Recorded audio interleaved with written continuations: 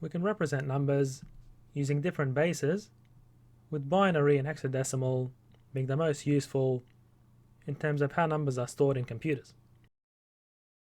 So with decimal, or base 10, we can represent each digit in a number using 0 to 9. So effectively we have 10 digits to represent each digit. And to the left of the decimal place, we multiply each number by the following powers of 10. So what we get is 1 by 10 squared, which is 100, plus the number 5 multiplied by 10 to the power of 1, plus 8 by 10 to the 0, where 10 to the 0 is 1. And to the right of the decimal place, we multiply each number by negative powers of 10. So we have 1 by 10 to the minus 1, which is 1 on 10, plus 2 by 10 to the minus 2, which is 1 on 100, and then plus 5 by 10 to the minus 3, which is 1 on 1000. Now with binary or base 2, we can represent each digit using either a 0 or a 1. So to the left of the decimal place, we multiply by powers of 2.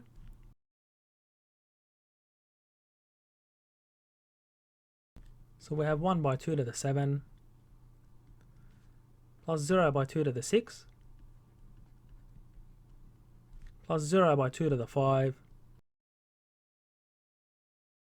plus 1 by 2 to the 4, and so on.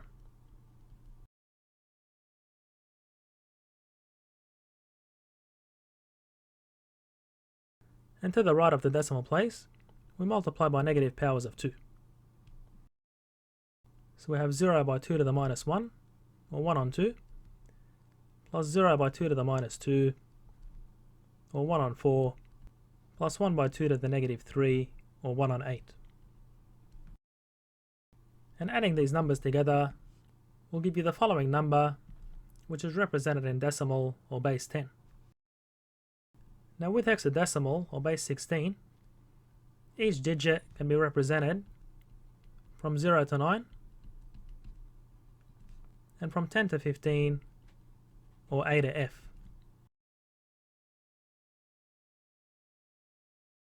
So to the left of the decimal place, we multiply each number by powers of 16. So we have 9 by 16 to the 1, plus E by 16 to the 0. And E is 14. And to the right of the decimal place, we multiply by negative powers of 16, so negative 1, negative 2, and so on. So what we have is 2 by 16 to the negative 1, or 1 on 16. And then evaluating this sum gives you the same number in decimal representation. And using the octal representation, or base 8, we use 8 digits to represent a number, which are from 0 to 7. So here we multiply each digit to the left of the decimal point by powers of 8.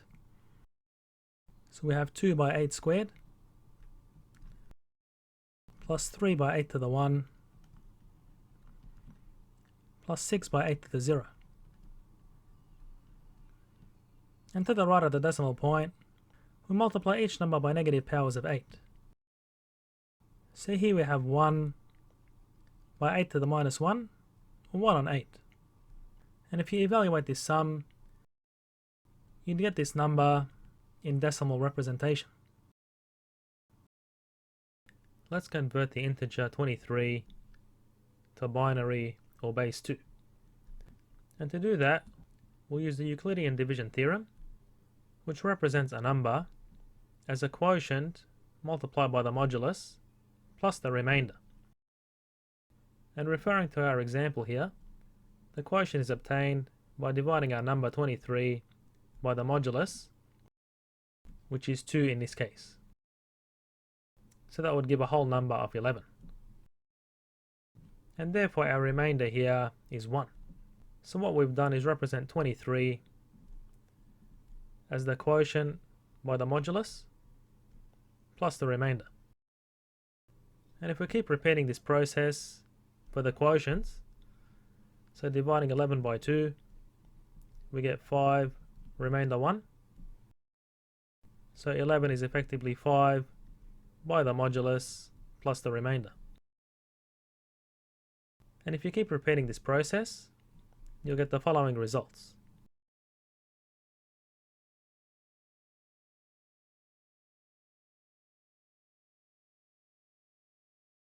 And when we get a quotient of 0, we stop the process. And therefore, reading the remainders from bottom to top, we get our binary representation of the number, which is 10111 in base 2. And let's see why this process works. So we started with 23 is equal to 11 by 2 plus 1. And now if we substitute for 11 using this second line, 11 is 5 by 2 plus 1. And that's multiplied by 2 plus 1. So this simplifies to 5 by 2 squared plus 1 by 2 to the 1 plus 1 by 2 to the 0, where 2 to the 0 is 1.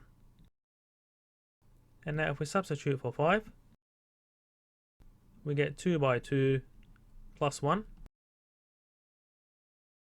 by 2 squared plus the remaining terms. So now we have 2 by 2 cubed plus 1 by 2 squared plus the remaining terms.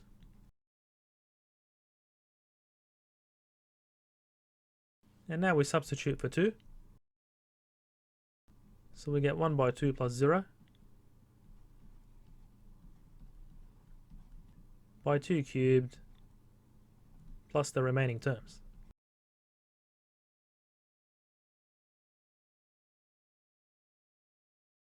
So therefore we have 1 by 2 to the 4 plus 0 by 2 cubed plus our remaining terms.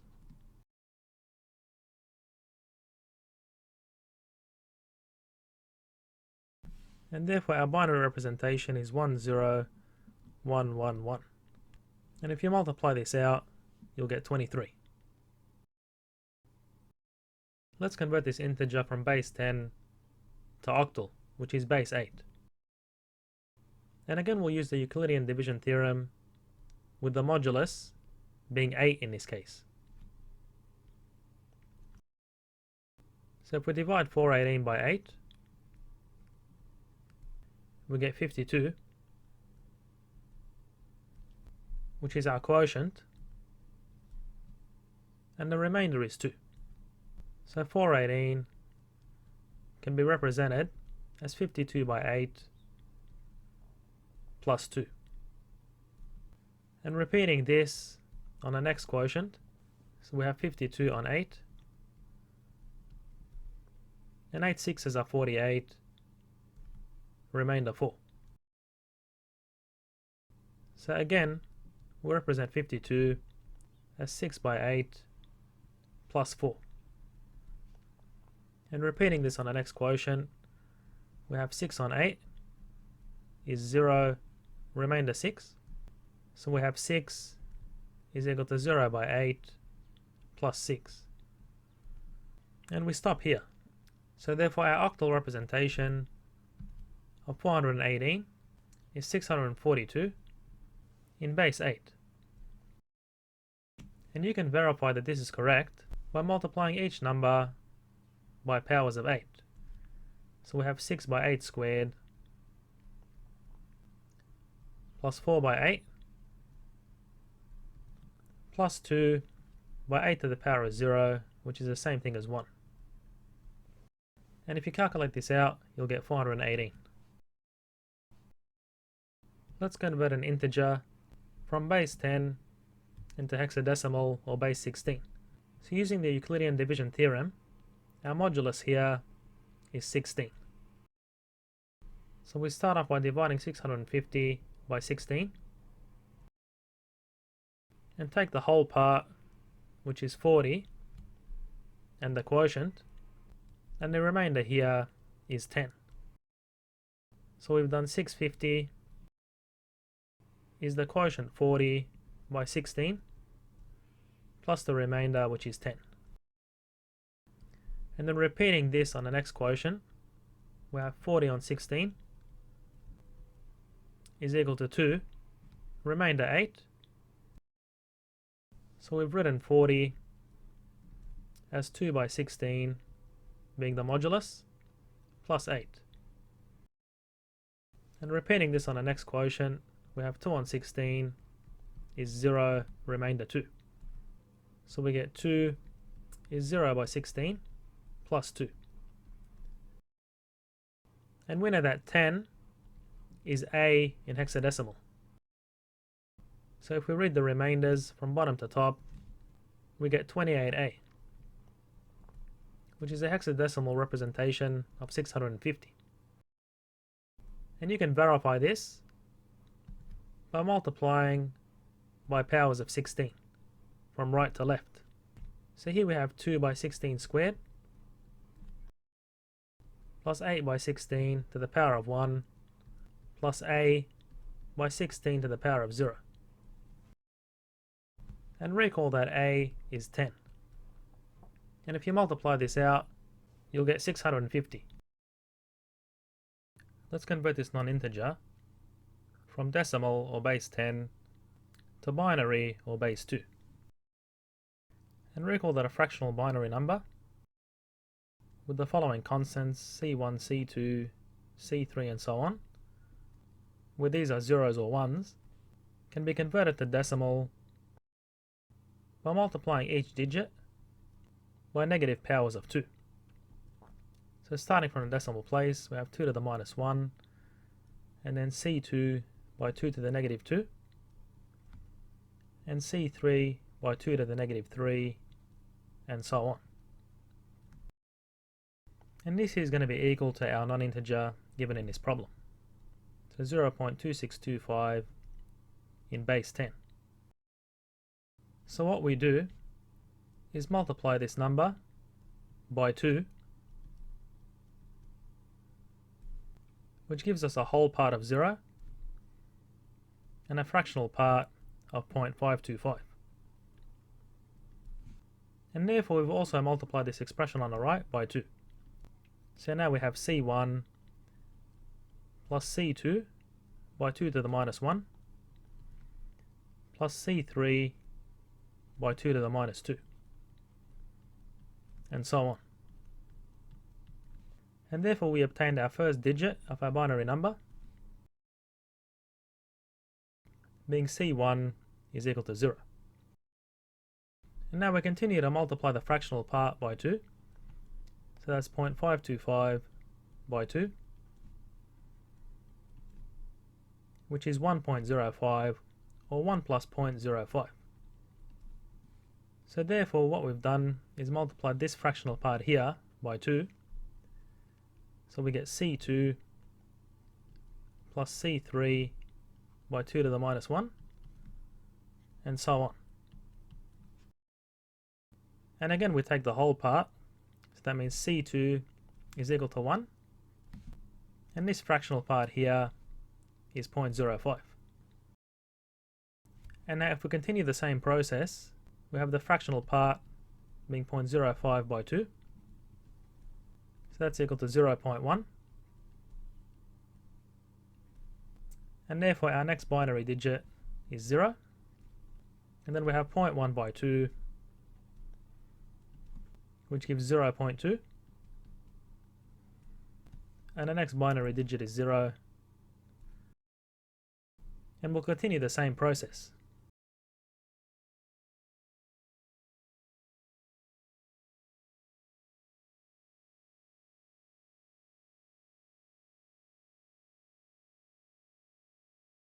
And now our numbers are repeating. So if we multiply 0.2 by 2, you're going to get 0.4, and the cycle continues. So you're going to get 0, 0, 1, 1, and that's just going to keep repeating forever. So therefore our binary number can be written as follows.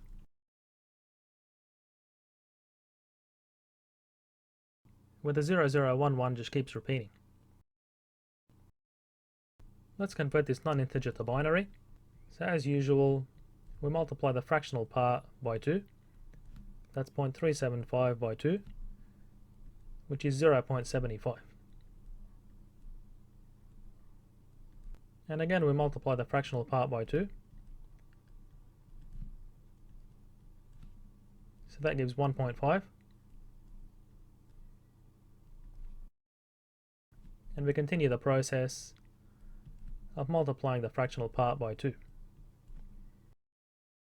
So that's equal to 1.0. And therefore our binary representation of this non-integer is obtained by reading the whole parts from top to bottom. So we get 0, 1, 1 base 2. And you can verify that this is correct by multiplying each number to the right of the decimal place by negative powers of 2. So you have 0 by 2 to the minus 1, or a half, plus 1 by 2 to the minus 2, or 1/4, plus 1 by 2 to the minus 3, or 1/8. And that gives you this result. Let's convert this non-integer to hexadecimal, or base 16. So what we do is keep multiplying the fractional parts by 16. So that gives 6.875, or 6 plus 0.875. And then multiplying the fractional part by 16 gives 14. And 14 in hexadecimal is E. So if we read the whole parts from top to bottom, our hexadecimal representation of this non-integer is 0.6E. So converting this to a decimal, we multiply by negative powers of 16. So we have 6 by 16 to the minus 1 plus E, which is 14 by 16 to the minus 2. And if you multiply this out, you'll get the same non-integer in base 10. Let's convert the following hexadecimal to binary and octal. So remember, the hexadecimal digits are from 0 to 9 and 10 to 15 using A to F. So we can represent all these digits where F is 15 using a nibble, which is 4 bits, and these 4 bits here are equal to F, being 15. So 1 can be represented as 0001 using a nibble, and E is 14, so we just zero out the last bit. So we have 8 plus 4 plus 2 is 14, and 7 can be represented using 0 and then 4 plus 2 plus 1. And A is 10, so that will be 8 plus 0 plus 2 plus 0. And 4 is 0, and then we have 4, 0, 0. And that's the binary representation. And through the binary representation, we can obtain the octal representation. So the octal numbers are from 0 to 7, and we can represent all these numbers using 3 bits. So these 3 bits equal 7. So what we do is just break these up into 3 bits, and to the right of the decimal place we can do the same and add a 0 at the end. So therefore we have 0, 7, and 100 is 4, and 111 is 7, and 101 is 5. Then we have 001 and 0. And that's the octal representation. And you can also drop the leading and trailing 0. And I'll leave it for you to convert the hexadecimal and octal representation to base 10 or decimal using the methods we already covered in previous videos, and you will see that they're equal. We can add binary numbers the same way we add decimal numbers. So we can write the sum of these numbers as follows. And we have 0 plus 1 is 1, 1 plus 1 is 2, which in binary is 1, 0. So we put down a 0 and carry the 1. And 1 plus 0 is 1, 0 plus 1 is 1, and 1 plus 0 is 1. And this is our resulting number.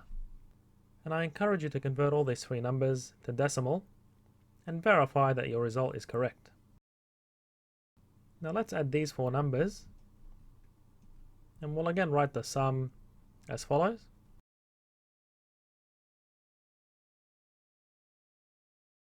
So I have 1 plus 1 plus 1 plus 1 is 4, which in binary is 1, 0, 0. So we put down a 0 and carry the 1, 0, which is 2. Then 2 plus 1 is 3 plus 1 is 4, so we're going to put down a 0 and carry the 1, 0. And then 2 plus 1 is 3, plus 1 is 4, plus 1 is 5. And 5 is 1, 0, 1 in binary. So we put down a 1 and carry the 2. Then 2 plus 1 is 3, plus 1 is 4, plus 1 is 5. So 5 is 1, 0, 1. And this is our resulting number. And again, I encourage you to convert all these numbers into their decimal representation to verify that this sum is correct. We can add hexadecimal numbers in the same way that we add decimal numbers. So if we write the sum in the following form, we have f being 15 plus 2 is 17 in decimal. So in hexadecimal, 17 is 1, 1.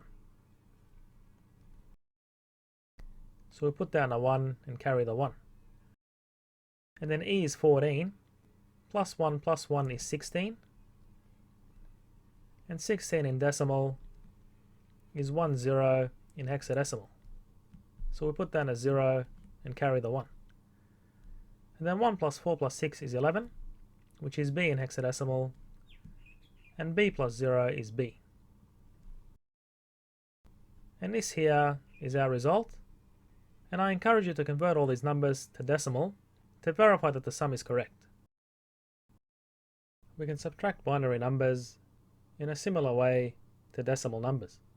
So first we can write our subtraction in the following form.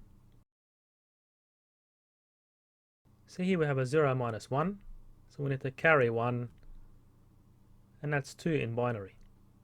So we have 2 minus 1 is 1. And then we reduce this 1 and carry again. So we have 2 minus 1 is 1. And then we reduce this 0 to a 1, similar to decimal subtraction, where we'd reduce to a 9 instead. So 1 minus 0 is 1, and we reduce this 1, and then 1 minus 1 is 0, and we reduce this 1. And then 0 minus 0 is 0. And then we drop the leading zeros, and our result is 7 in binary. And you can check your answer by adding this to this number. And we can subtract these two numbers in a similar way. So writing the subtraction in the following form.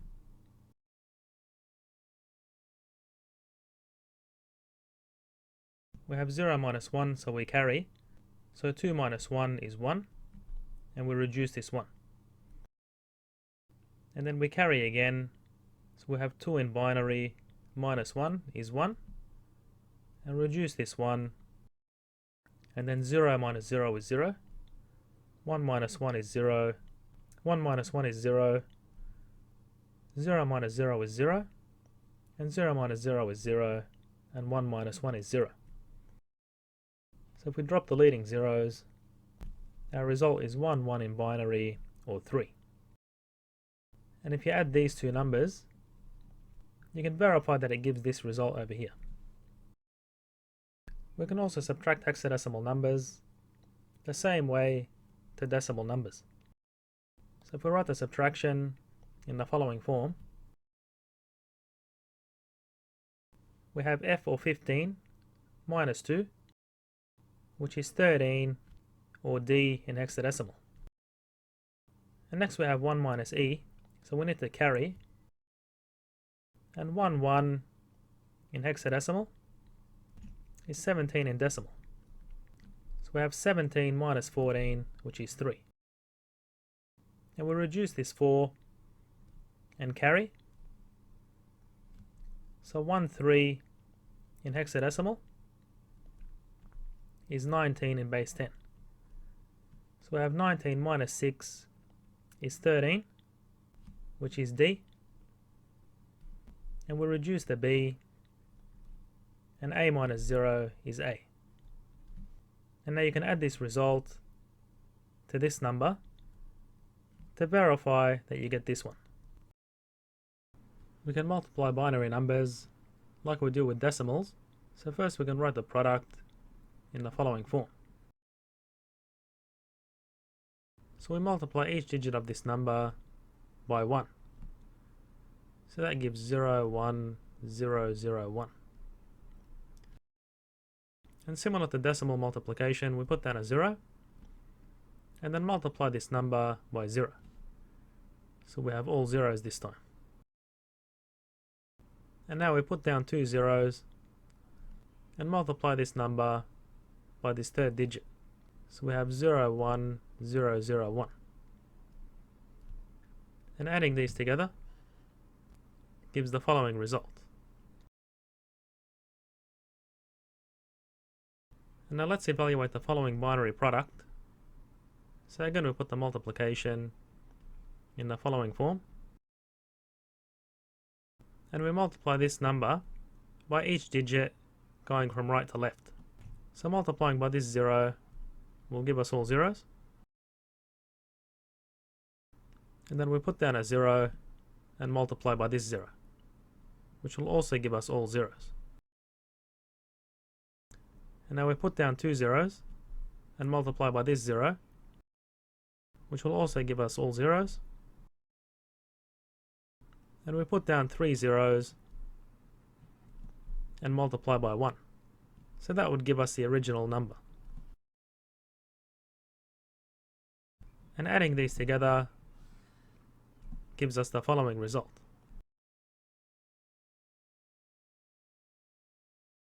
We will put the decimal point 3 places to the left. And in programming, you may recognize this value as 1 bit shifted to the left. So in a similar way, we've shifted this number 3 bits to the left to obtain the following result. Let's multiply the following hexadecimal numbers, and again we'll put the product in the following form, similar to how we multiply decimals. So here we have f is 15 by 2, which is 30 in decimal, and 1e in hexadecimal. So we put down an e and carry the 1. And 1 by 2 is 2, plus 1 is 3. 4 by 2 is 8. And b, being 11, multiplied by 2 is 22 in decimal. Or in hexadecimal, we have 1 being 16, plus 6 is 22. And now we put down a 0 and multiply by this digit. So I have f being 15 by a, which is 10. So that would be 150 in decimal. So if we divide that by 16, you get 9, with a remainder of 6. So we put down a 6 and carry the 9. And 1 by a is 10, plus 9 is 19. And in hexadecimal, this is 16 plus 3. So we put down a 3 and carry the 1. And 4 by 10 is 40, plus 1 is 41 in decimal. So in hexadecimal, we have 16 by 2 is 32, plus 9 is 41. So we put down a 9 and carry the 2. And B is 11 by 10 is 110, plus 2 is 112 in decimal. So if we divide this by 16, we get 7. And summing these together, we get E 9, 8 plus 3 is 11, so that's B. 6 plus 9 is 15, or F. 1, 7. We can divide binary numbers using long division. So we have 10010 divided by 101. And 101 is 5 in decimal. So 5 doesn't go into 1. It doesn't go into 10, which is 2. And it doesn't go into 100, which is 4. Now 1001 is 9 in decimal. And 5 goes into 9 once. Multiply by 5, we get 101. And subtracting the result, we get 0, 0. Carry 1, and 2 minus 1 is 1. And this one gets reduced. And now we bring down a 0. And this number is 8 in decimal. So 5 goes into 8 once. By 5 is 5. And subtracting the result, we carry a 1. So 2 minus 1 is 1. 0 gets reduced. So we get 1 minus 0. This 0 gets reduced. So we get 1 minus 1. And this 1 gets reduced. So we get 0 minus 0. And therefore our remainder is 1, 1. And that's our result in binary. Or 3 remainder 3 in decimal. And this number in the numerator is 18 in base 10. And this number here is 5 in base 10. So 18 on 5 is 3 remainder 3. We can also divide hexadecimals using long division. So here we have B41F divided by A. Well, we know A is 10 and B is 11. So 10 goes into 11 once. Times A is A. And then we subtract the result. And that gives 1. And now we bring down the 4. So 1 4 in hexadecimal is 20 in decimal. So 10 goes into 20 twice. Times 10 is 20. And then subtracting the result, we have 0 and 0. And now we bring down the 1.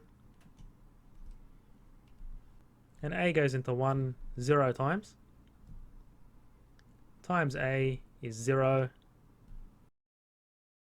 And then subtracting the result again, we have 1. And then we bring down the F.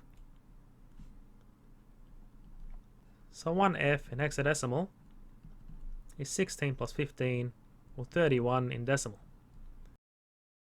So 10 goes into 31 3 times. Times 10 is 30. So 30 in hexadecimal is 1E. Or 16 plus 14. And then subtracting the result, we get 15 minus 14, which is 1. So we have 1203, remainder 1, in base 16. Computers subtract numbers in a methodical way compared to how we do it, and they store and operate on numbers in binary. But we'll start off with the tens complement, which is another method we can use to subtract decimals to get an understanding of the process. So first we have 9,324, and to that we add 10,000 and subtract this number here.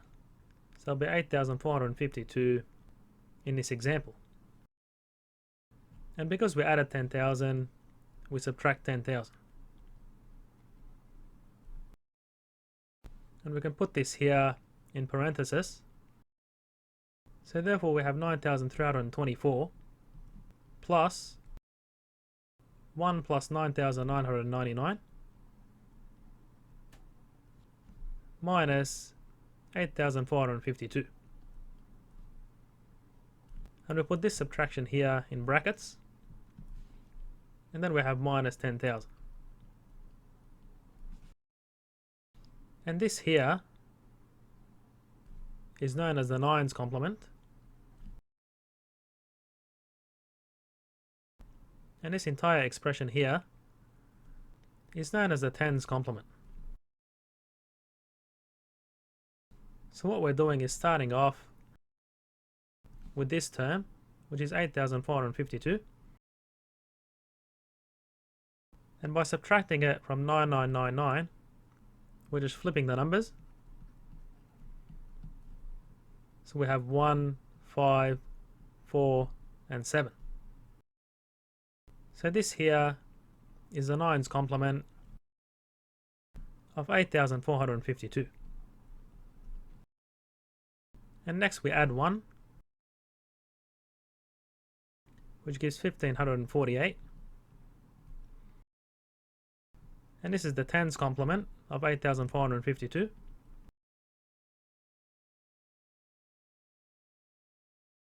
And next we add this number. So we've turned the subtraction into a simpler addition. So we have 12, 7, 8, and 10. And from this we subtract 10,000, which is the same thing as dropping the leading number. And effectively, if you add this number, 872, to this number here, you'll get 9,324. We can extend the method of subtraction of decimal numbers using the 10's complement to 2's complement subtraction in binary, which is more applicable to how computers store negative numbers and subtract numbers. So here we have 1101 in binary. So what we do first is add a leading 0 to this one to give them the same number of bits. And now we add 1, 0, 0, 0, 0. So we have one additional bit to this binary number. And from that we subtract this number, which is 0, 1, 1, 0. And because we've added this additional number here, we subtract it. So basically we have a subtraction of these two numbers, as in the original expression. And now we put brackets around this subtraction. So we have 1101 plus, and we put another pair of brackets. And this number here is 1 plus 1, 1, 1, 1. And then we have minus 0, 1, 1, 0. And minus 1, 0, 0, 0, 0. And now we put brackets around this subtraction here. So this here is known as the 1's complement. And this entire subtraction is the 2's complement. So we start off with this number here, which is 0, 1, 1, 0. And by doing this subtraction here, we're flipping the bits. So we have 1, 0, 0, 1. And this here is the 1's complement of that number. And now if you add 1 to the result, we have 2, so we put down a 0 and carry the 1. And we have 1, 0, 1. And this result is the 2's complement of this number. And the next step is to add the original number. That'll be plus 1, 1, 0, 1. So we have 1, 1, 1, and 1 plus 1 is 2. And finally, by subtracting this number from this one, we're basically dropping the leading bit. So our result is 0, 1, 1, 1. And you can drop the leading 0 here. And you can verify that this is correct by adding this number to this one. Recall that we could use the 2's complement to perform a binary subtraction. Now suppose we wanted to subtract 7 here from itself, then that's the same thing as adding the 2's complement. And the 2's complement is basically just flipping those bits and adding 1. So what we get is 1, 0, 0, 1. So this subtraction is the same as adding 1, 0, 0, 1, and then we drop the leading bit. But in computer memory, you'll get an overflow, as we'll see, and that leading bit is dropped automatically. So for example, if we add the number to its 2's complement as follows, we obtain 1 plus 1 is 2, carry the 1, and we get 2, carry the 1, 2, carry the 1, and then we get 1, 0. But suppose we have a location in computer memory that contains 4 bits that are signed. So in this case, this operation causes an overflow, and this bit is dropped automatically. So where we have 4 bits signed, the first bit represents a sign of a number where 0 is positive and 1 indicates a negative number. And then the remaining 3 bits over here are used to store the actual number. So in our case where we have positive 7, we have 0 for the sign, and then 1, 1, 1 for the number. And now using this nibble, which is 4 bits, we can represent the following numbers in memory. So we have 0, 1,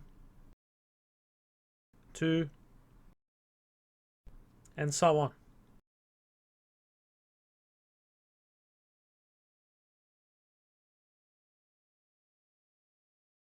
So what we've done is represent the numbers from 0 to 7.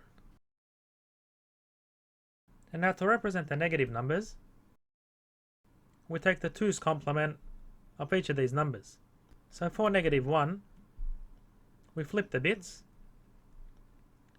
to get the 1's complement, and adding 1 gives the 2's complement.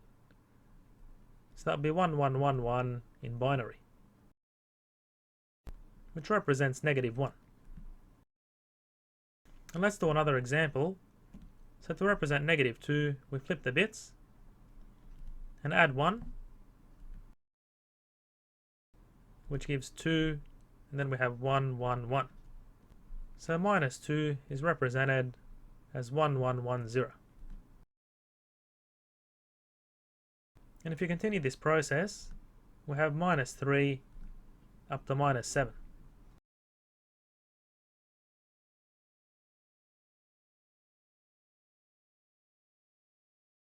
And to verify that these are correct, we'll start off with 0. So if we take the 1's complement and add 1, we get 0, carry the 1, 0, carry the 1, 0, carry the 1, and then 1, 0. And as you can see, because we only have 4 bits, the leading bit gets dropped automatically. So the 2's complement of 0 is 0, and if we add this to 0, you can clearly see that we get 0. Now similarly for 3, if we take the 2's complement, we flip the bits and add 1, so we get 1, 1, 0, 1. And if you add this to 3, we expect to get 0. So we have 0, carry the 1, 0, carry the 1, 0, carry the 1, and 1, 0. and we only have 4 bits to store the number, so this leading bit is automatically dropped. Now the negative numbers follow this pattern because they're basically -8 plus the number that's represented by the trailing 3 bits, and not the negative sign. So for example, here we have -8 plus 7, which is -1, -8 plus this number, which is 6, so that gives -2, and so on.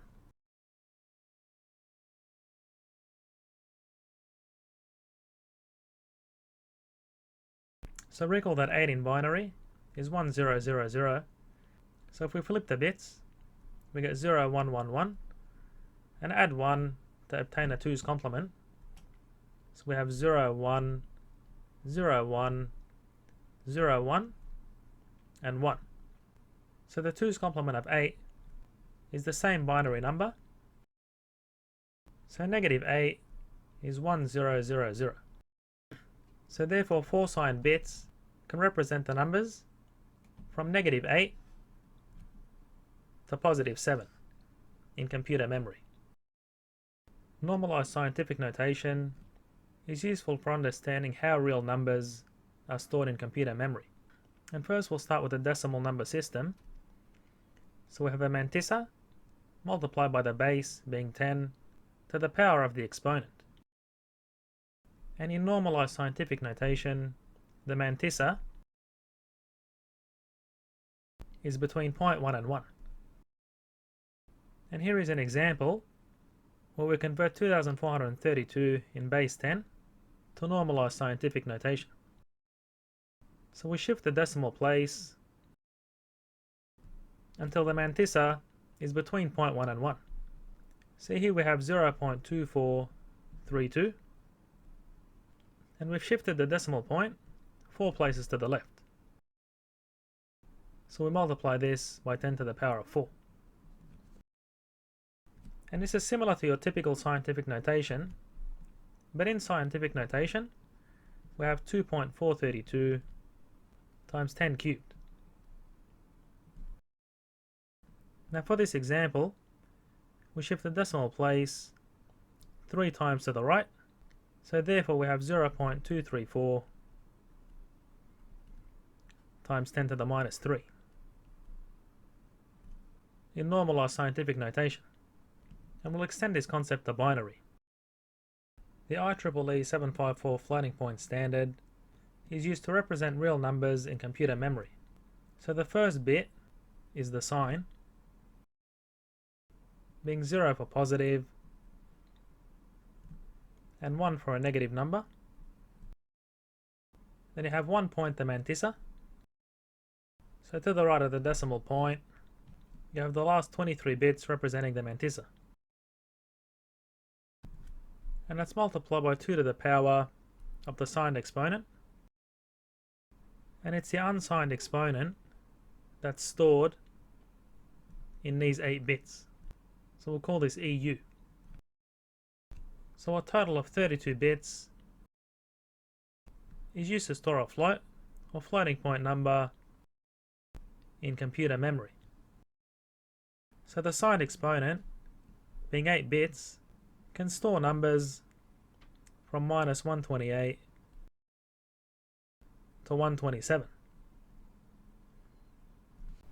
And note that 2 numbers in the signed exponent are reserved, so the useful exponents are from -126 to 127. And as we saw with the 2's complement representation, the first bit represents the sign, while the remaining 7 bits represent the number. But in floating point representation, the exponent is stored as an unsigned integer. So therefore the useful unsigned exponents are from 1 to 254, basically adding 127, where all of the 8 bits are used to represent the number. So with this example, we obtain a mantissa by shifting the decimal point in front of the leading one. So what we get is 1.00 10 by 2 to the power of 4, where binary is in base 2. So this here is the mantissa, and 4 is the signed exponent. And therefore, to obtain the unsigned exponent, which is stored in memory, we just add 127 to the signed exponent, which gives 131 in base 10. So in binary, the unsigned exponent is 128 plus 2 plus 1.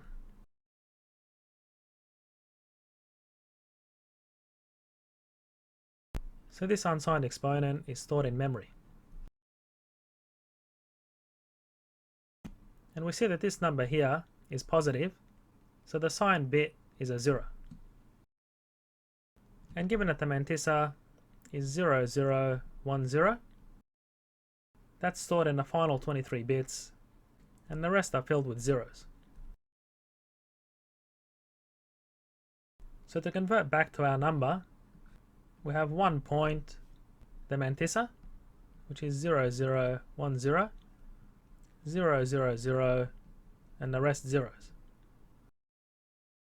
And that's multiplied by 2 to the power of the signed exponent. So the signed exponent is obtained by subtracting 127 from the unsigned exponent. So here we get 131 minus 127, which is 4. And therefore, this is 10010. So in base 10, this number is 18. Let's convert this binary number to a float using the IEEE 754 floating point standard.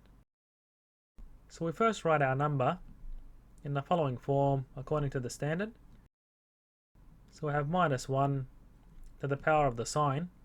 So because our number is negative, s is 1. And now shifting our decimal point such that there's only a single 1 to the left of the decimal point, we have 1 point, the mantissa, which is 10101, and that's multiplied by 2 to the power of the signed exponent. So here we shifted the decimal point 3 places, so we have 2 to the minus 3. So our first bit is our sign, which is 1 for a negative number, and our signed exponent is minus 3, which we need to convert to an unsigned exponent. So here we add 127, and therefore EU is 124. So I'll leave it for you as an exercise to convert this to binary, and using 8 bits you'll get the following result. And next we store our mantissa, which is this number over here. So that will be 10101. And then fill the rest of the bits with zeros.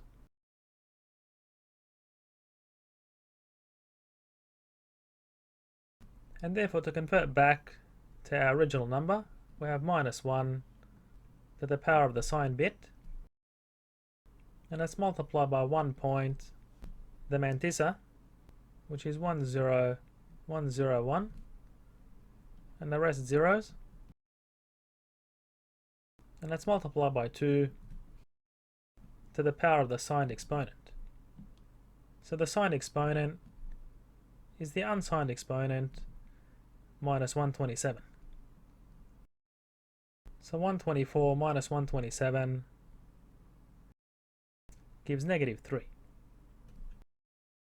So from this we have a negative, and then this number times 10 to the minus 3 will give you 0.001, and then we have 10101, and the rest zeros.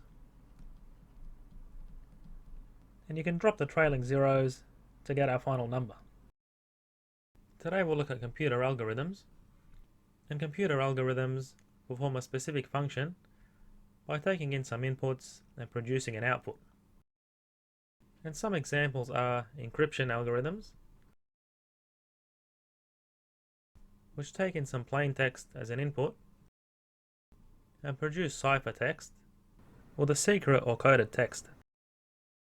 And another example is an algorithm that sorts numbers or calculates the sum of numbers. And here we'll focus on mathematical algorithms. So if we have some mathematical problem that we'd like to solve, we convert this into pseudocode, which is English that's structured like a computer program. And from this, we write the actual computer code for the algorithm. So for example, we translate the pseudocode into C++, Java, and so on. And let's look at an example of an algorithm that calculates the sum of arbitrary numbers. So we have A1, A2, up to AN. And we'll write the pseudocode. So our sum algorithm here, which is going to take a list of numbers as inputs, and specifically A is an array of numbers, and we index each number in the array as follows. And we provide the number of items in the array. And the output we're looking for is the sum of the numbers. So first we initialize a variable s that points to a location in computer memory, and we initialize this to 0. And then we have a for loop which repeats this code at line 2a several times. So it starts off with an index I equals 1 and keeps repeating this line until I is equal to n. And I keeps getting incremented. So for example, if we have I and the value of the sum at each iteration, we start off with a sum of 0, and then when I equals 1, we have the sum is equal to the current value of the sum, which is 0, plus the value of A1, which was taken as an input.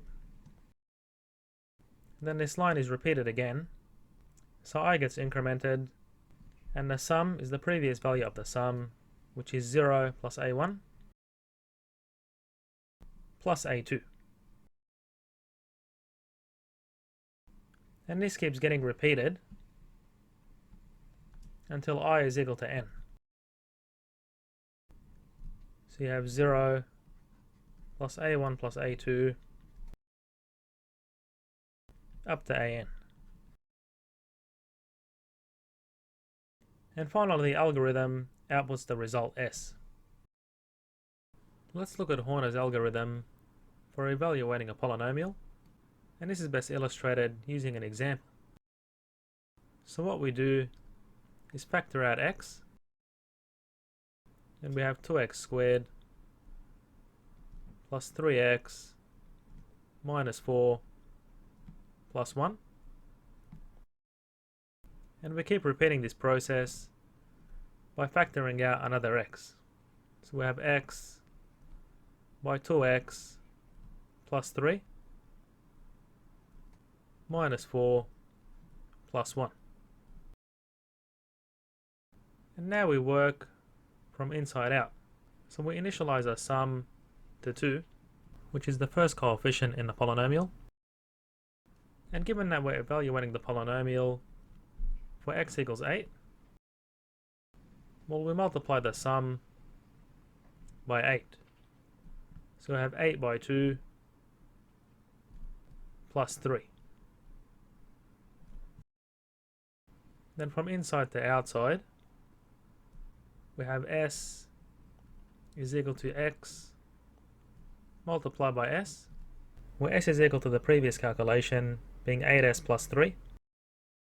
And then we add the next coefficient, which is minus 4.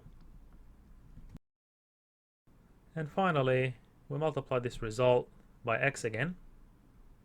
So I have s is 8s and plus the next coefficient. And we can test if this works. So we have s is initially 2, and then s is equal to 8 multiplied by s, which is 2, plus 3, which is 19. And repeating this, we have s is 8 by the previous result, which is 19, plus negative 4, which is 148. And finally, we have s is equal to 8 by the previous result, which is 148 plus 1. So that gives 1185. And you can compare the result in your calculator by evaluating the polynomial when x equals 8. And now we'll write our pseudocode. So we have the inputs being the coefficients of the polynomial. So that would be C1, C2 up to Cn. So in this case our coefficients are 2, 3, minus 4, and 1.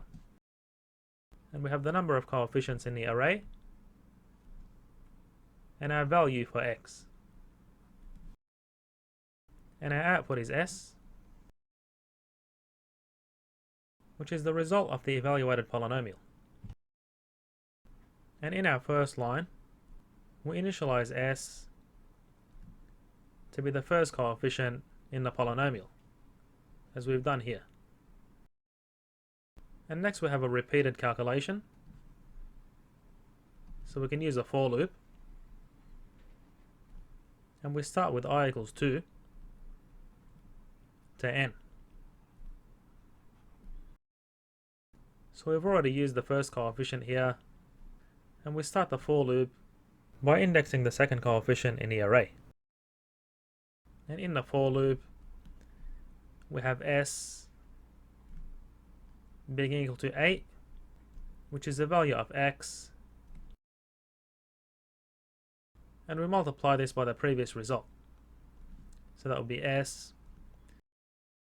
plus the coefficient I in the polynomial, which we can see over here. And finally, we output the result.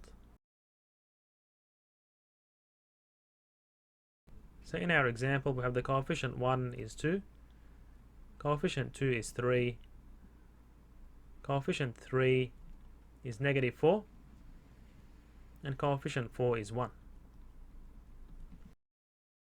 So first we're initializing the sum to be coefficient 1, and then we start off with I equals 2, so the sum is equal to x multiplied by the previous value of s, which is 2, and here we're adding coefficient 2, which is 3.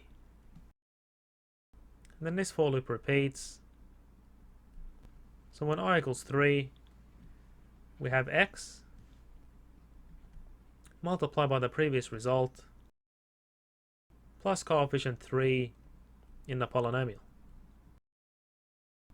And finally, when I equals 4, we have x by the previous result plus coefficient 4 in the polynomial.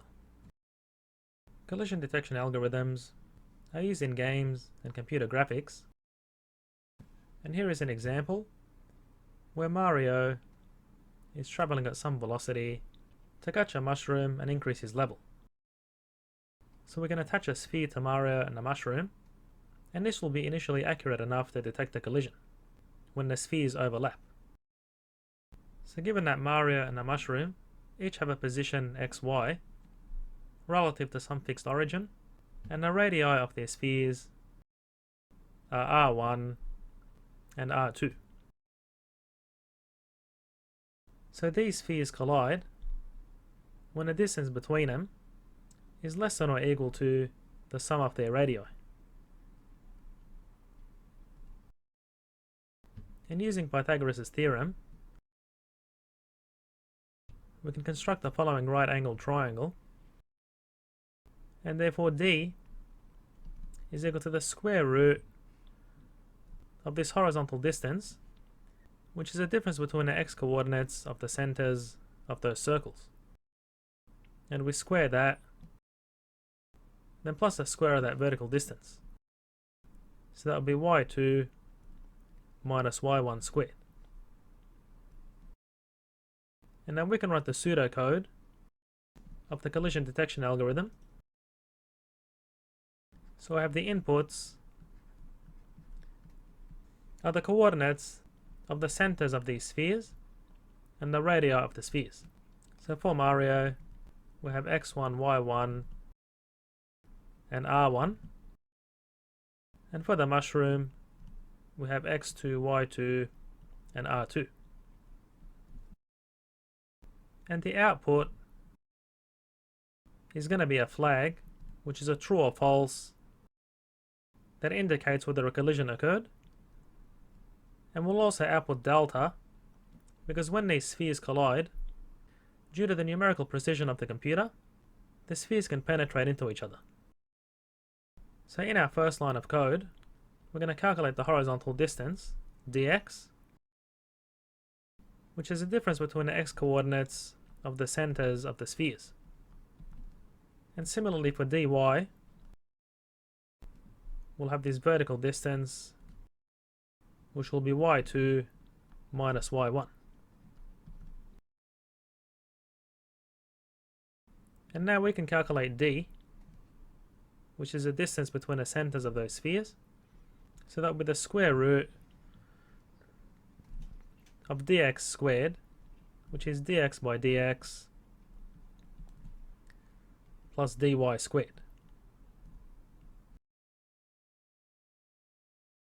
And in the next line of code, we calculate the sum between the radii of the spheres, which we'll call sum r1, r2. So that will be r1 plus r2.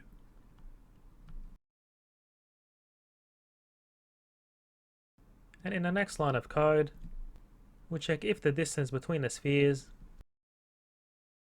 is less than or equal to r1 plus r2.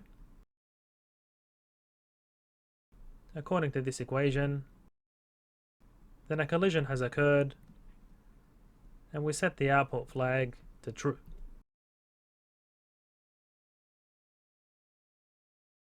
And we can also calculate the penetration depth between the spheres by subtracting the distance between the spheres from the sum of the radii. Now otherwise, no collision occurred, so we set flag equal to false, and the penetration depth to 0. And finally, we return the value of the flag to indicate if a collision occurred and the penetration depth between the spheres. Now you could have also written this square root as sqrt, and you could have also compared the squared distance between the spheres to the square of the sum of the radii to detect a collision. Because most of the time collisions don't occur, and calculating the square root can be expensive. Today we'll look at a simple encryption algorithm known as the Caesar cipher or shift cipher, which provides a good introduction to cryptography. So first we assign each letter a number, and suppose our plaintext message is the secret. So the Caesar cipher shifts each letter by some amount, in this example being 8, to obtain a ciphertext. So for example, if we shift S in secret 8 places, so that would be 7 plus 1 is 8, it becomes an A. And similarly, if we shift E 8 places, it becomes an M, and so on. And therefore inputting the plaintext into the decryption function along with the key or shift gives the ciphertext. So we can write this as C is E and we input p and s, and this function basically adds the shift amount to p. And this is not quite correct, because for example, if you look at t and shift that by 8, we expect to get 1, which is b. But in this case, we'd get 19 plus 8, or 27, which is incorrect.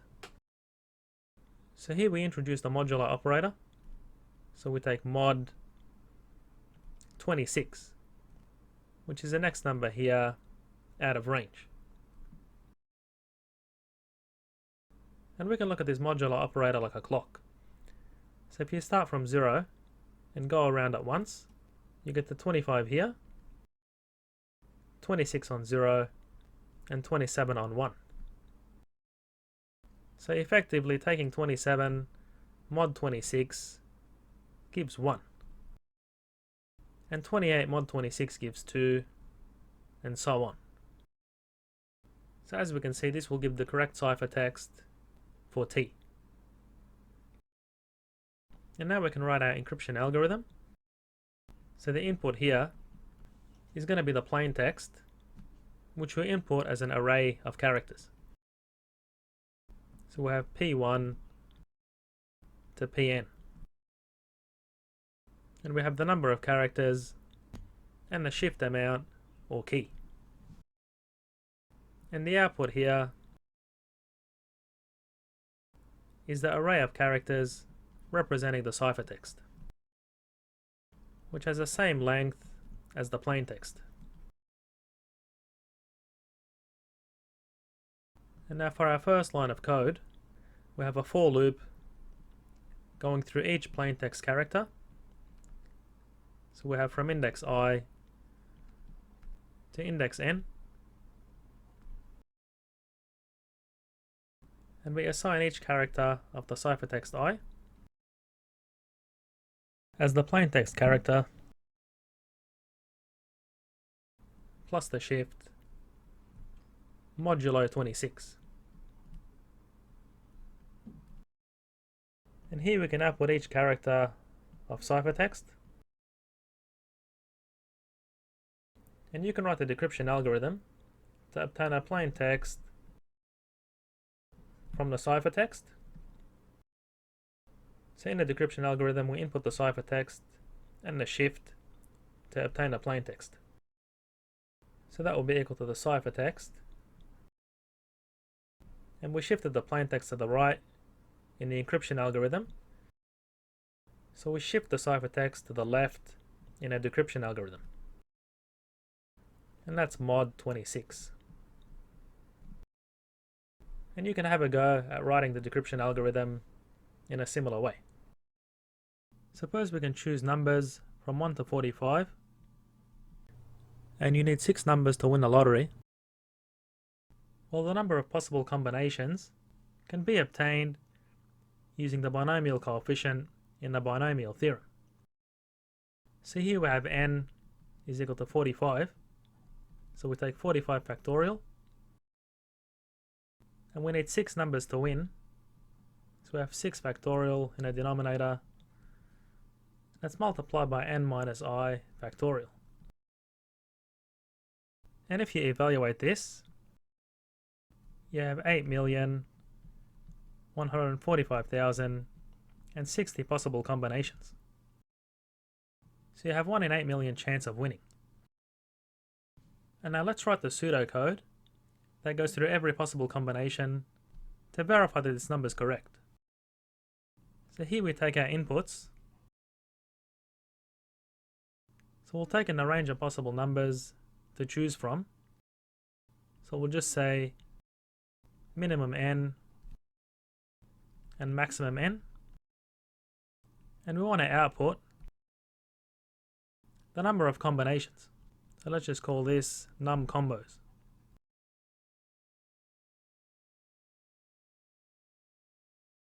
And what we'll do is initialize num combos to 0.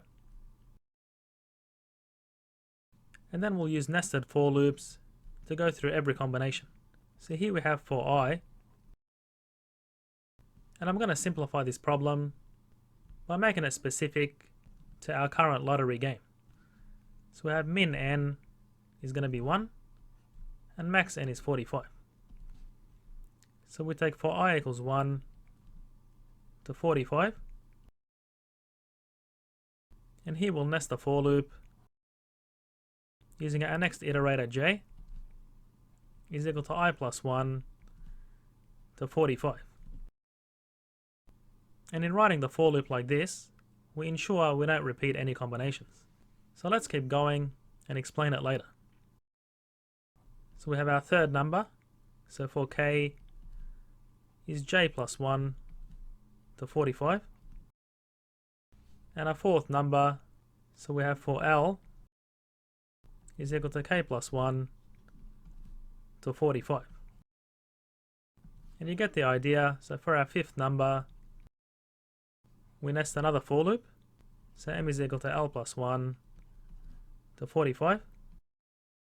And finally, we have our next iterator n is equal to m plus 1 to 45. And that's our 6 possible winning lottery numbers I to n.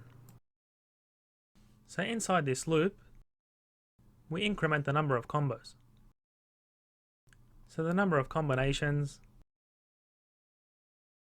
is equal to the number of combinations plus 1. And finally, we output the number of combinations.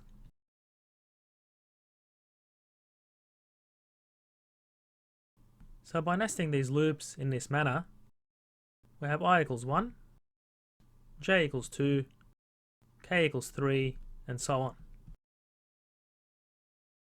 So you always ensure that the numbers are increasing, so we don't repeat any combinations. Now let's compare this to a computer program. So here we initialize a counter, which was num combos in our pseudocode, and then we nest the loops inside each other. So we iterate from 1 to 45, j equals I plus 1 to 45, and so on, and then increment the number of combinations. So in our pseudocode, we had num combos is num combos plus 1. And finally, we output the number of combinations. So in our pseudocode, we had output num combos. And now if we run this program, we can see that the total number of combinations are 8,145,060, which is the same result we got using the binomial coefficient from the binomial theorem. So that means you roughly have 1 in 8 million chance to win. Sigma notation, or summation notation, is used to represent series, which is a sum of a sequence of numbers that are described by a particular rule. So for example here, we have the sum of I from I equals 1 to 4. So here we have 1 plus 2 plus 3 up to 4. Now in this series, we have a different rule. So when j equals 1, we have 1 by 1 plus 2, plus j equals 2 by 2 plus 2, and plus j equals 3 by 3 plus 2. And in this series, the rule is a constant. So we're summing from k equals 1 to 5. So when k equals 1, we have 2, and k equals 2 up to 5. And similarly for this series, we have k equals 1 plus k equals 2 plus 3, and that keeps going on up to n. Now we can also determine the sigma notation for a given series. So here we have the sum from 1 to n. So I'm just going to use a variable k equals 1 to n. And here we have k increasing by 1, and it's always squared. Now for this next example, we have the sum from k equals 1 to n, and here we have k increasing by 1, and the power starting from 2 and increasing by 1. So we have k plus 1 in the power. So when k equals 1 we get 1 squared, when k equals 2 we get 2 cubed, and so on. And here we subtract two series. So the first series is going to give us a sum from 1 to 1000. And the next series is going to give us a sum from 1 to 997. So therefore all these terms are going to cancel. So we end up with a sum from k equals 998 to 1000 left over. And the rule is still k squared. And for this next example, we can break this up into multiple series. So we have a sum from r equals 1 to n, and we're summing 4r cubed, and then we can add our other series, summing from r equals 1 to n, and this time our rule is 7r. And here you can take the constants outside the series because they don't change. So we can write this as 4 by 1 cubed plus 2 cubed, and so on, up to r equals n. And then we have 7 multiplied by r equals 1 plus r equals 2, and so on up to n. A geometric series has a constant ratio between its terms. So effectively we multiply each term by r to get the next term. And series can be used to predict the complexity of an algorithm, and it's useful to obtain closed form relations for the main types of series, such as geometric and arithmetic. So here we can define the partial sums of the series for k equals 0. So we have ar to the 0, and the first partial sum is a plus the next term in the series, so ar to the power k. So we have the next partial sum is a plus ar squared, and so on, up to the nth partial sum. And now if we multiply both sides of this equation by r, we get ar on the left plus ar squared plus ar cubed, and so on,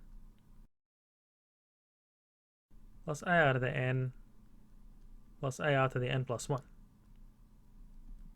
And that's equal to r by Sn. And now if we subtract equation 1 from equation 2, well, you can see that these terms here are all going to cancel, and we're left with ar to the power of n plus 1 minus a, and that's equal to r minus 1 by the nth partial sum. And now you can factor out a and divide through by r minus 1, and we get a closed form expression for the sum of this series. And as you can see, this sum is defined as long as r is not equal to 1. Arithmetic series have a constant difference between the terms. So for example, a2 is a1 plus the difference, and similarly a3 is a2 plus the difference. So for example, we have 1 plus 1 is 2, 2 plus 1 is 3, and so on. So in this case, d is equal to 1. So this here is the sum Sn. Now if we set the first term in the series as a, then we can define the nth sum in another way. So we can see that this works in this example. So we have a plus d So as we can see, a equals 1, and then 1 plus d equals 2, and then 1 plus 2d is equal to 3, and so on. So finally here, we have a plus n minus 2d,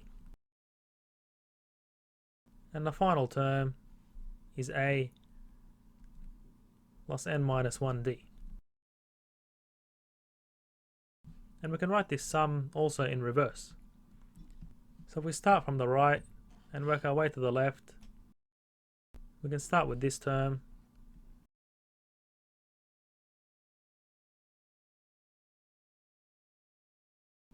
and end with the first term. And therefore, if we add these two equations, so we add these two terms, then these two terms, and so on, what we get is 2 multiplied by Sn is 2a plus n minus 1d. And then if we add the next two terms, we get 2a plus d plus n minus 2d, which is n minus 1d. And similarly, if you added the next one, you'd again have 2a plus n minus 3d plus 2d, which is again n minus 1d. And adding the second last terms, you'd again get 2a plus n minus 2 plus 1d, which is again n minus 1d. And finally, adding the last terms, you'd also get 2a plus n minus 1d.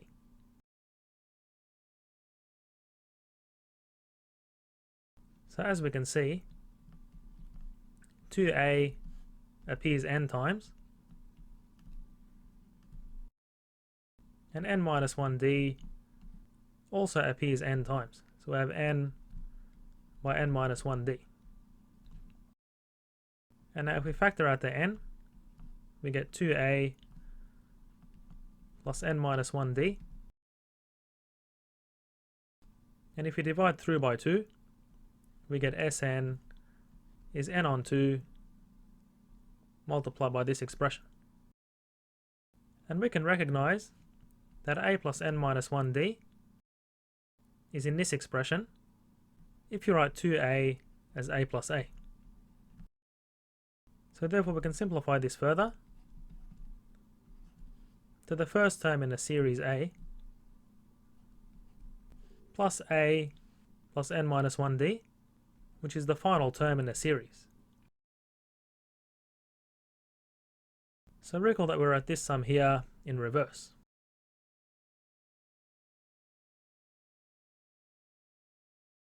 Today we'll look at iteration, which is a bottom-up process, and using the example of the Fibonacci sequence. So the Fibonacci sequence is a sequence of numbers S0, S1, S2 and so on up to Sn, where each term from n equals 2 onwards is calculated using the previous two terms in the sequence. So this here is therefore a recurrence relation.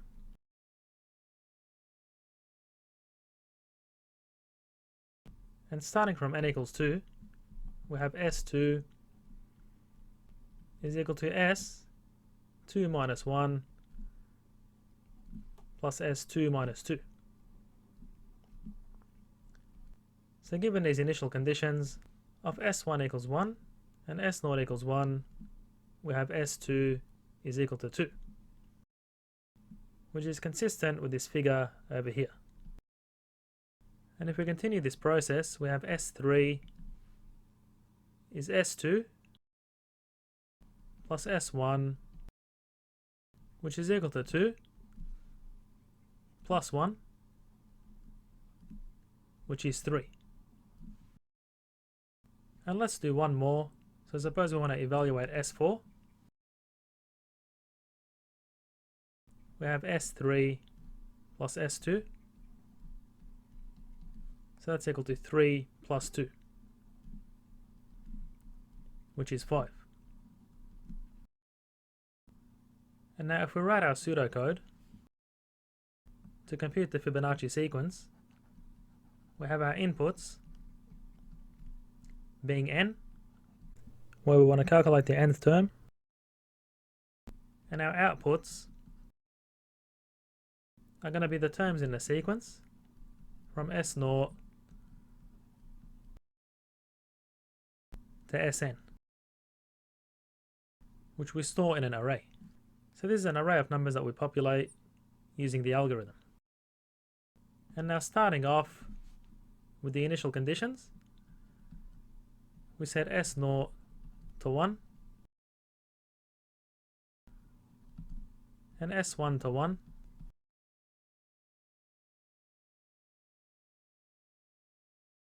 and now we can output these first two terms in the sequence.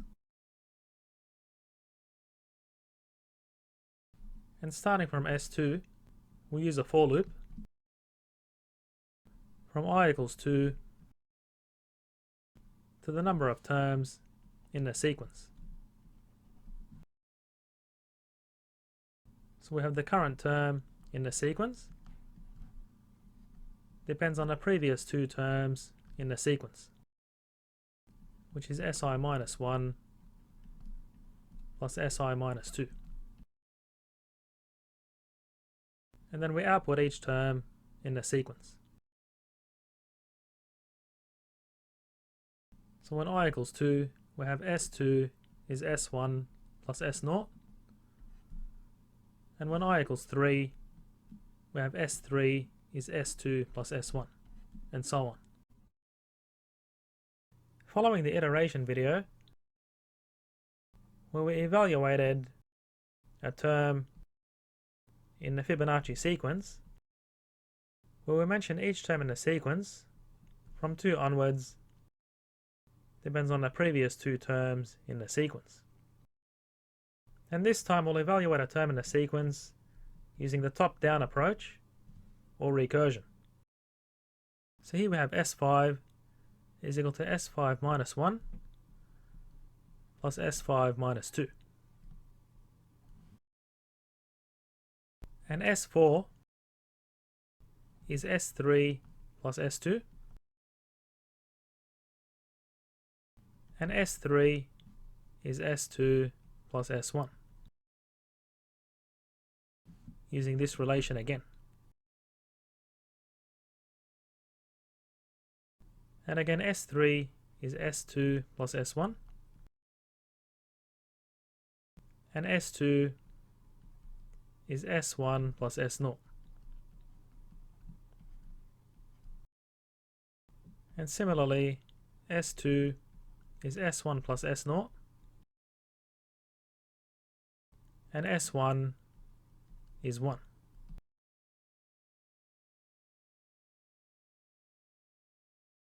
And again we expand S2, which is S1 plus S0. And the rest of the terms remain the same, given that S0 and S1 are initial conditions. And therefore the initial conditions are all 1. So S5 is equal to 8. Let's write the recurrence relation for the sequence that represents n factorial. And starting from 1 factorial, we have 1, and 2 factorial is 2 by 1, which is 2, and 3 factorial is 3 by 2 by 1, which is 6, and so on, where the relation for n factorial is given here. So therefore if we designate this S1, then 2 factorial is 2 times S1, And 3 factorial is 3 by s2. And so on. So therefore n factorial is n by Sn minus 1. So our factorial sequence looks like this. So 1, 2s1, 3s2, up to n by Sn minus 1. So our recurrence relation is n by Sn minus 1 for n greater than 1. And our initial condition s1 is equal to 1. So if we want to evaluate 6 factorial, we have s6 is equal to 6 by s5. And s5 is 5 by s4. And as we can see, s4 is 4 by s3, and so on. So here we're evaluating the factorial recursively from top down. So let's continue. So we have 6 by 5 by 4, and s3 is 3 by s2. And continuing the process, s2 is 2 by s1. And s1 is our initial condition, which is 1. So therefore you get 720. Recurrence relations can be written in the following standard form. And recall our example of the recurrence relation that describes the terms in a factorial sequence, where n was greater than 1 and we had an initial condition of 1. So here we have the terms in the sequence depending on the following previous terms, and these here are known as the coefficients. And on the right hand side we have some function of n, and this here is known as the standard linear form. So by linear will mean the current term in the sequence is linearly dependent on the previous terms. So for example, if you look at the equation of a straight line, y equals mx plus c, then we can see that this recurrence relation is analogous to this equation for a straight line. We have the slope being n and the y-intercept being 0. So this recurrence relation is linear. And the other property is whether the recurrence relation is homogeneous. So if we write the recurrence relation in the standard form, we have Sn minus n by Sn minus 1 is 0. So as we can see, the right hand side here is 0, so therefore this recurrence relation is homogeneous. And the other property is order. So this recurrence relation is first order because the term Sn depends on one previous term, and therefore this first order recurrence relation has one initial condition. And the other property is whether the coefficients are constant or variable. So in this case, n is a variable, so this recurrence relation has variable coefficients. Now another example of a recurrence relation that we've seen is the Fibonacci sequence. So we have the current term in a sequence depends on the two previous terms, where n is greater than or equal to 2, and we had two initial conditions. So this recurrence relation is still linear. So if you make the analogy with the equation of a plane, and it's also homogeneous, because if you put all the s terms on the left, we can write the equation as follows. And therefore Gn on the right hand side is 0. And this is a second order recurrence relation, because the current term depends on two previous terms, and therefore, because it's second order, it requires two initial conditions. And in this case, the equation has constant coefficients. So as you can see, the coefficients of the s terms are 1. And here is an example of another recurrence relation.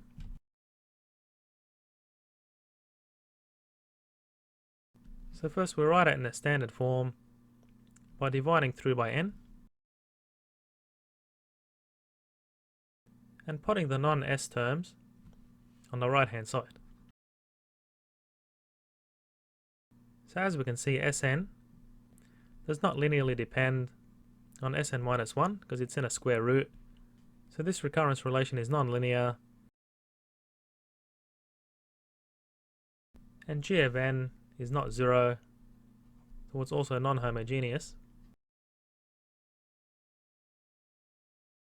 But the current term, Sn, depends on one previous term, so it's still first order, and thereby requires only one initial condition. And here you can see that this coefficient is a variable. So this recurrence relation has variable coefficients. Let's find the general solution to a first order recurrence relation that's homogeneous with constant coefficients. And to do that, we can write it in the following form by subtracting this term here from both sides. So we get minus c1 by Sn minus 1.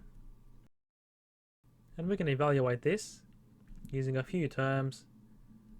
So we have S1 is minus C1 by S0. We're using the initial condition S0 is A. So what we get is minus C1 by A. And similarly S2 is minus C1 by S1, which is equal to positive C1 squared by A. And let's do one more. So we have S3 is minus C1 S2, which thereby gives minus C1 cubed by A. And so on. So we recognize a pattern that Sn, so in here the constant A stays the same, and we have minus C1 to the power n.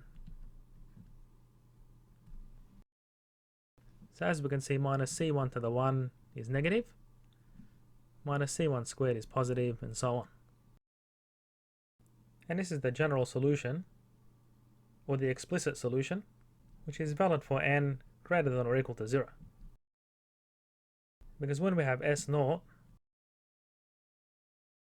we have A by minus C1 to the 0, which is A, and matches our initial condition. And suppose we had another recurrence relation, but this time we had negative C1 by Sn minus 1. So if you repeat this process, you'd get the following explicit solution, which would be Sn is equal to A, and that's multiplied by C1 to the n, which can be seen if you put the second term on the right side of the equation. And this is valid for n greater than or equal to 0. Let's find the general solution to a second order homogeneous recurrence relation with constant coefficients. And to do that, we'll use our solution that we derived for the first order recurrence relation as a guide. So this was the constant A by negative C1 to the power n. So therefore for our second order recurrence relation, we assume a solution of the form Sn is lambda to the power n. And now we can substitute this in our recurrence relation. So what we get is lambda to the n plus the constant by lambda to the n minus 1, and then plus our other constant by lambda to the n minus 2. And that's equal to 0. And now we can factor out lambda to the n minus 2. So what we have is lambda squared for the first term. So lambda to the n minus 2 plus 2 is lambda to the n. And for our second term, we have c1 lambda, and then plus c2. And that's equal to 0. And therefore for an arbitrary lambda, this equation here must be 0 to satisfy this equation. And this is known as the characteristic equation. And we can see it's a quadratic, so the solution is obtained using the quadratic formula. So that would be minus c1 plus or minus the square root of c1 squared minus 4 by 1 by c2. And that's divided by 2 by 1, which is 2. And this term here is the discriminant, which we'll call d.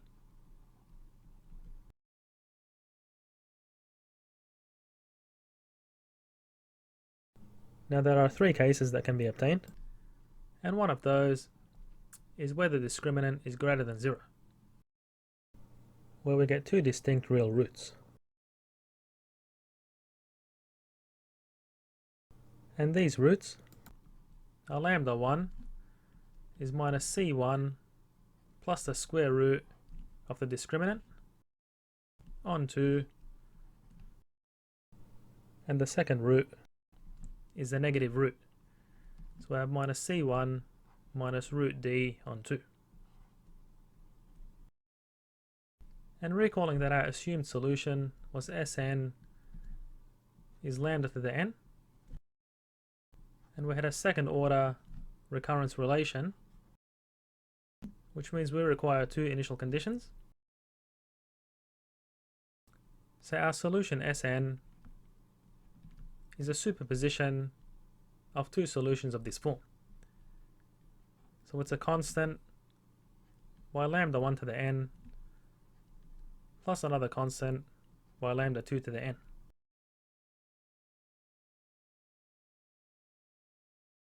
Now for our second case, the discriminant is equal to 0. So here you would get a repeated real root. And that would be lambda is equal to minus c1 on 2. So therefore in this case our solution would be a constant a plus a constant b multiplied by n by lambda to the n. And here we superimpose 2 solutions of this form, where the second one is multiplied by n, because otherwise you'd have a constant by lambda to the n, and you'd only need 1 initial condition. So this is the correct form of the solution for this case. And the third case is where the discriminant was less than 0, and you'd get 2 distinct complex roots. So as we can see, if d is less than 0, then what you'd get is a complex number. You have minus c1 plus the complex number I root d on 2. And similarly, the second root will be minus c1 minus I root d on 2. And we can ignore this third case because we'll be solving recurrence relations that give real solutions. Let's find the solution to the Fibonacci recurrence relation. So what we'll do is first write it in standard linear form and recognize that it's second order. So we'll assume a solution of the form lambda to the power of n.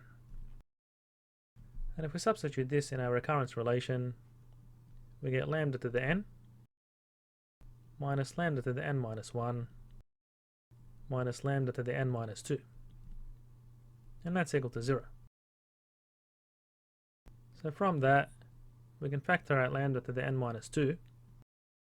Then the first term in the brackets is lambda squared, and then we have minus lambda minus 1 is equal to 0. So this equation is satisfied when the characteristic equation is equal to 0.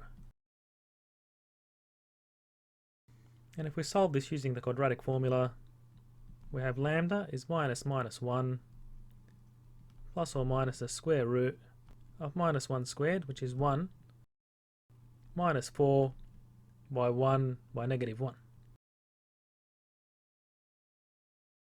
And that's divided by 2 by 1. So therefore we get two roots, being lambda 1 is 1 plus root 5 on 2, and lambda 2 is 1 minus root 5 on 2.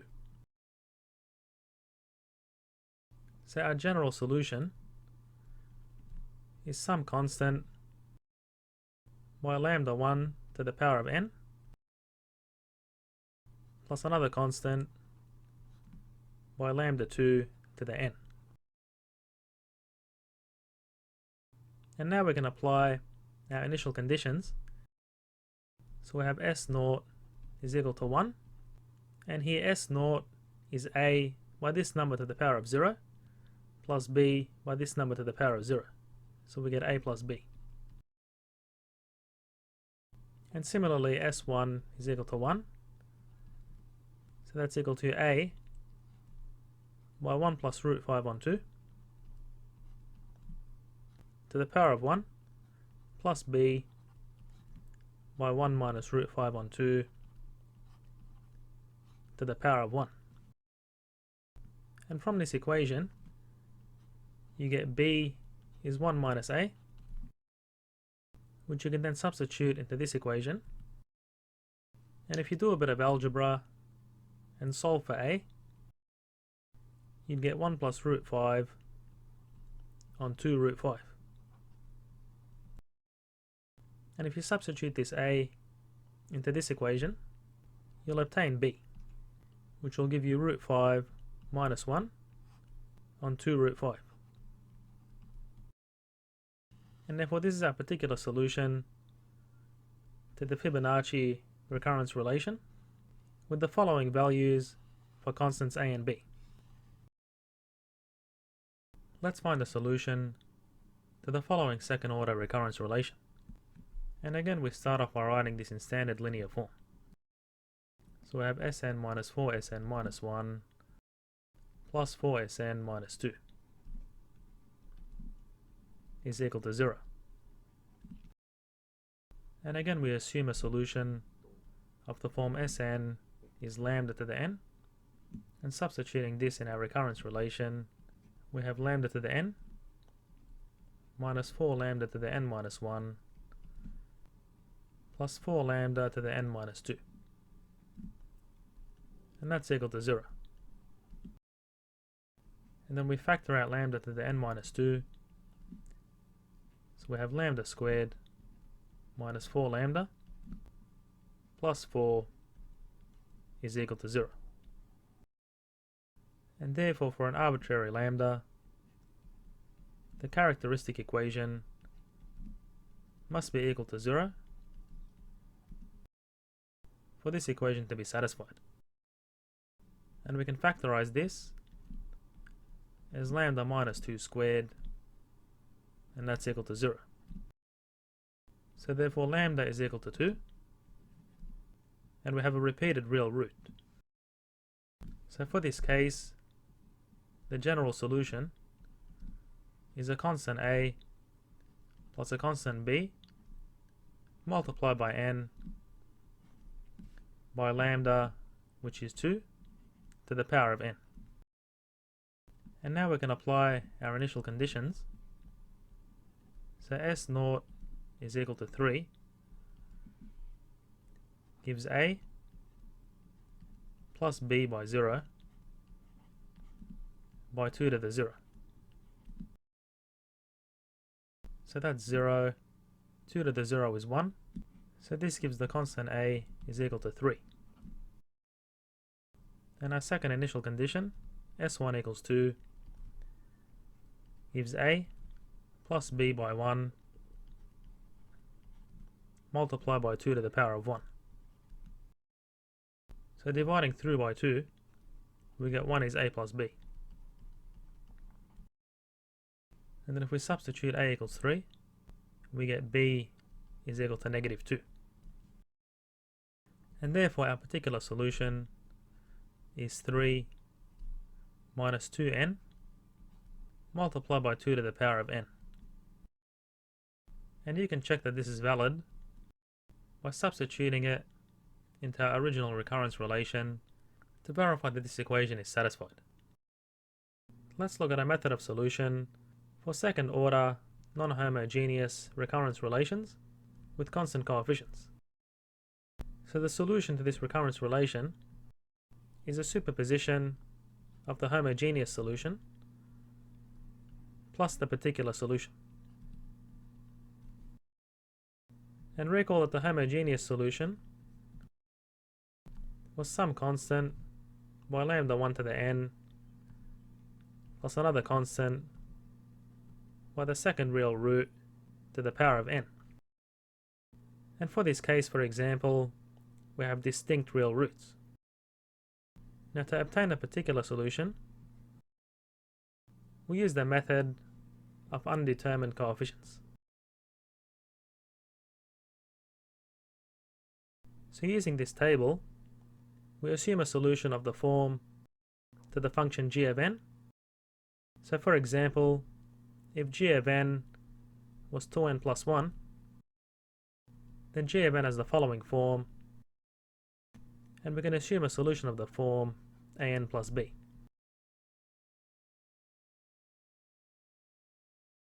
And then what you do is substitute this into our recurrence relation, which gives Sn plus C1 by Sn minus 1, which is An minus 1 plus b,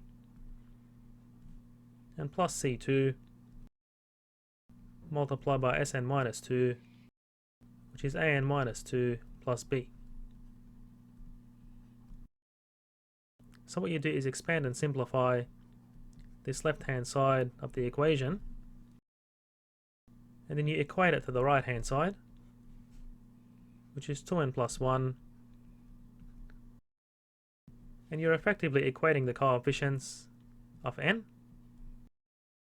and also the coefficients of n to the power 0, which is 1. And therefore you can solve for the constants a and b and obtain a particular solution of this form. And then you superimpose these two to obtain a general solution to this recurrence relation. There are certain special cases that we need to consider when determining the general solution to second order non-homogeneous recurrence relations. And one of those is where the function g of n has the same form as one of the roots in the homogeneous solution. So recall the solution method is a superposition of the homogeneous solution and a particular solution, where we assumed a particular solution that was of a similar form to the function g of n, where c is a constant that we solve for. So if we superimpose these two solutions to obtain the final, we'd effectively have b plus c multiplied by this root to the power n, and therefore Sn would be the same as the homogeneous solution because b plus c is another constant, which will give us an incorrect result. So what we do instead is assume the particular solution is some constant multiplied by n, and that resolves the issue. Now another special case is where the homogeneous solution has a repeated real root, so we've multiplied the constant b by n, and g of n has a similar form to the constant a multiplied by 2 to the n in this homogeneous solution. So in this case, we'd assume a particular solution of the form of some constant multiplied by n squared by 2 to the n. And therefore we eliminate the redundancies between the homogeneous and particular solution in a similar way that we explained for the first special case. Let's find the solution to this second order non-homogeneous recurrence relation. So recall that the solution is a superposition of the homogeneous solution and the particular solution. And for the homogeneous solution, we assume a solution of the form lambda to the n. So if we substitute into the left hand side here, we have lambda to the n minus 3 by lambda to the n minus 1 minus 4 by lambda to the n minus 2. And for the homogeneous equation, that's equal to 0. And we factor out lambda to the n minus 2, so we get lambda squared minus 3 lambda minus 4 is equal to 0. So the characteristic equation must be equal to 0 for this equation to be satisfied. And in this case we can factorize this equation. So we have lambda minus 4 and lambda plus 1. So therefore the roots are lambda 1 is 4 and lambda 2 is minus 1. So the homogeneous solution is a constant by lambda 1 to the n plus another constant by lambda 2 to the n. And to find the particular solution, we recognize that 4 to the n is in the homogeneous solution. So we assume a particular solution of the form c multiplied by n multiplied by 4 to the n. So that's of a similar form to this function g of n. And now if we substitute this in the left hand side of this equation, we get Sn, which is Cn by 4 to the n, minus 3 by Sn minus 1, so that will be C by n minus 1 by 4 to the n minus 1. And then minus 4 by Sn minus 2, which is C by n minus 2 by 4 to the n minus 2. So if we expand and simplify, we have Cn by 4 to the n minus 3Cn by 4 to the n minus 1 plus 3C by 4 to the n minus 1 minus 4Cn by 4 to the n minus 2 and plus 8C by 4 to the n minus 2. And now if we factor out 4 to the n minus 2, we get Cn by 4 squared minus 3Cn by 4 plus 3C by 4 minus 4Cn plus 8C. So we have 16Cn minus 12Cn is 4Cn minus 4Cn is 0. So these terms all cancel. And what we're left with is 12C plus 8C is 20C by 4 to the n minus 2.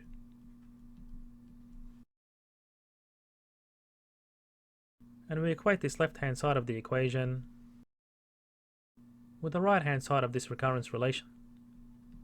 So that would be 2 by 4 to the n. And 2 by 4 to the n is the same thing as 2 by 4 squared by 4 to the n minus 2. So therefore we get 20C is 32, which implies C is 8 on 5.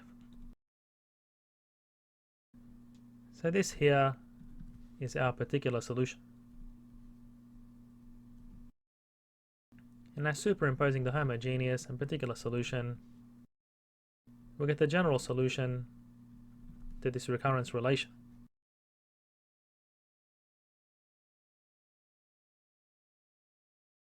And now applying our first initial condition, we have S0 is 1. That's equal to a by 4 to the 0, which is 1, plus b by minus 1 to the 0, which is 1, and then plus 8/5 by 0 by 4 to the 0. And our second initial condition gives a by 4 to the 1, which is 4a, plus b by minus 1 to the 1, so that would be minus b, and then plus 8 on 5 by 1 by 4 to the 1, which is 32 on 5.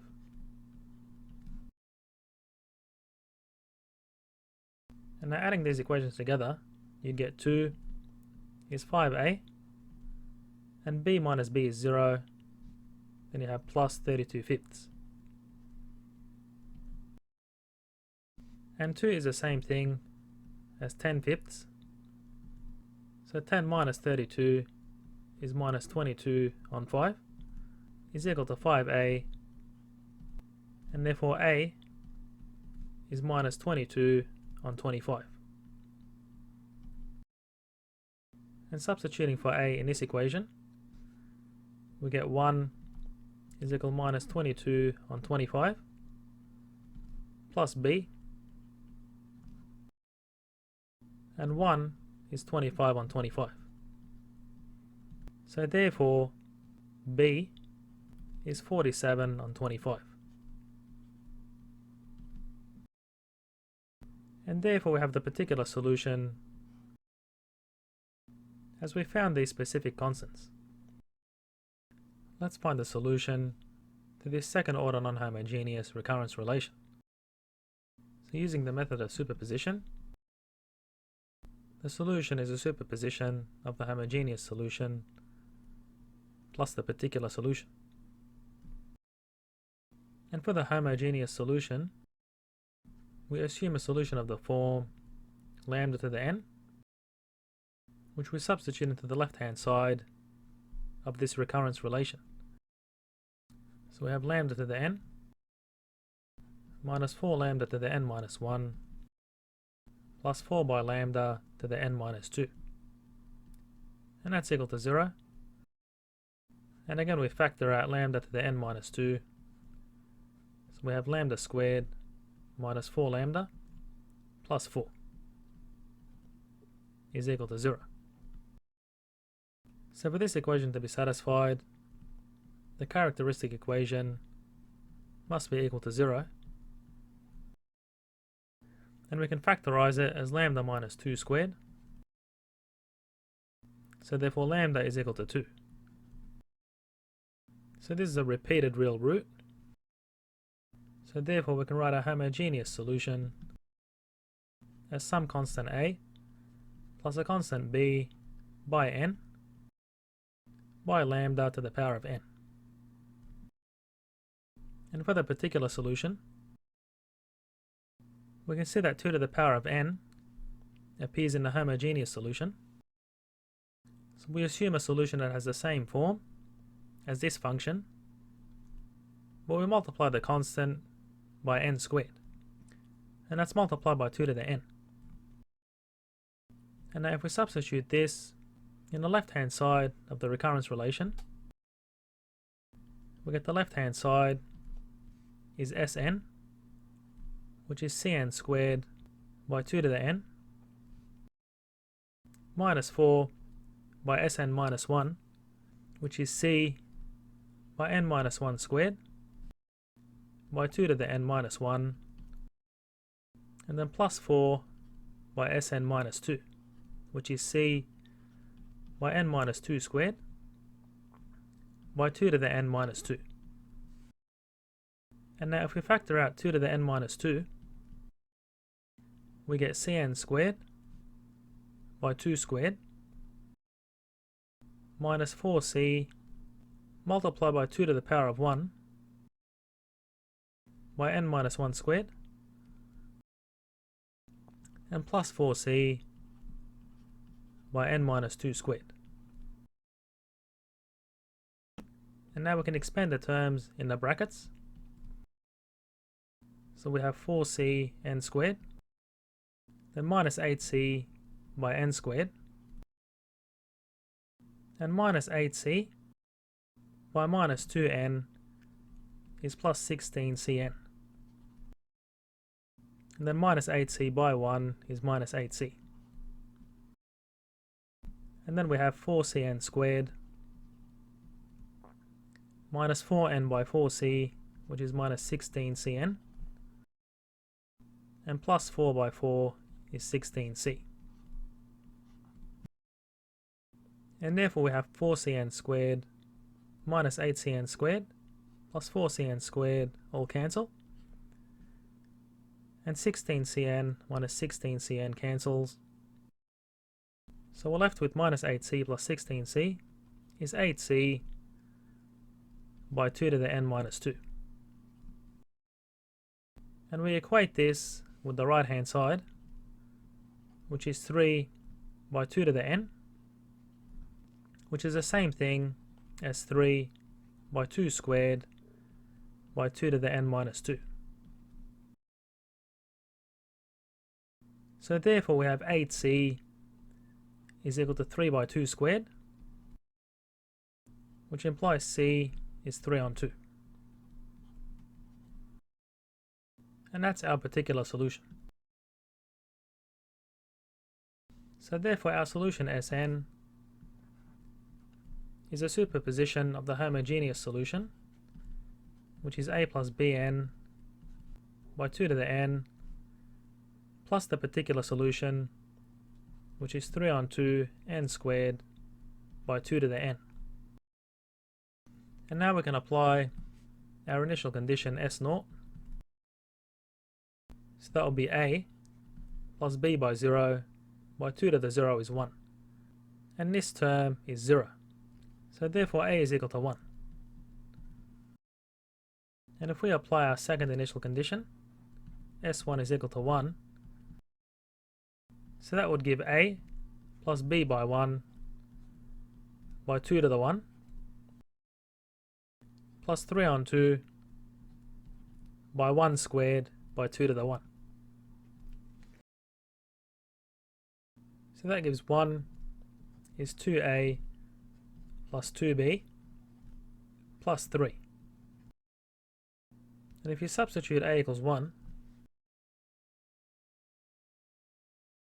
we get b is equal to minus 2. So therefore our particular solution is 1 minus 2n by 2 to the n plus 3 on 2 by n squared by 2 to the n. There are different ways we can solve problems using a computer, and for example, if we want to compute the sum of these numbers, well, one way we can do it is using a for loop, which involves basically adding these numbers individually n times. So this method requires n operations. On the other hand, recognizing it as an arithmetic series, and recalling we derived the sum as n on 2 by the sum of the first term and the last term in the series. So this method requires an addition, multiplication, and division. So that's 3 operations. Now if we look at a problem where we calculate a polynomial, and we'll only look at the multiplications that are performed, because the number of additions and subtractions are the same using both methods. So the first method is brute force. So this polynomial has a degree of n equals 3. So to calculate the multiplications, we have n operations, and for this term we have n minus 1 operations up to 1 operation and 0 operations. So the sum of operations can be written as follows. For a general polynomial, and we ignore the 0, and recognize this as an arithmetic series, so we can calculate the number of operations as n on 2 by the first term in a series plus the final term. If we write this series in reverse, and therefore this gives n on 2 plus n squared on 2 operations. Now the other method is to use Horner's algorithm.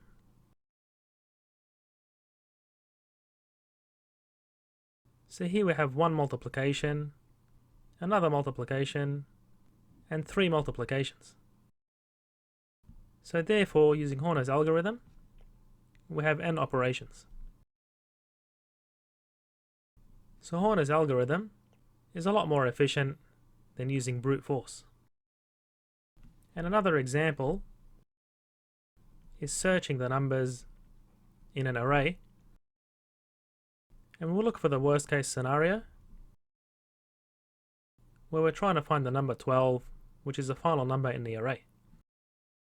So using a for loop, going through every one of those numbers, that requires n queries. So this requires comparing the target number that we want to find, being 12, with every one of those numbers in the array.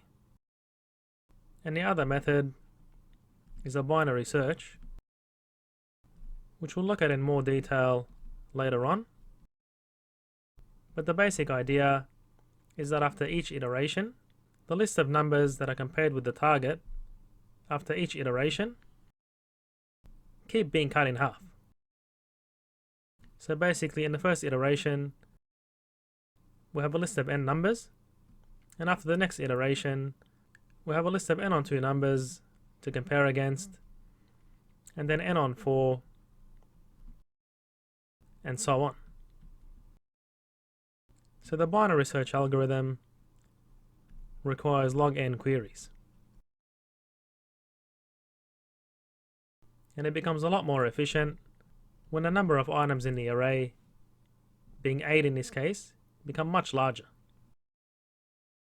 And the goal is really to compare expressions involving n when n becomes large. We typically want to compare the growth rates of functions to determine the time complexity of an algorithm. And here we see that the function log n grows slower than a linear function n.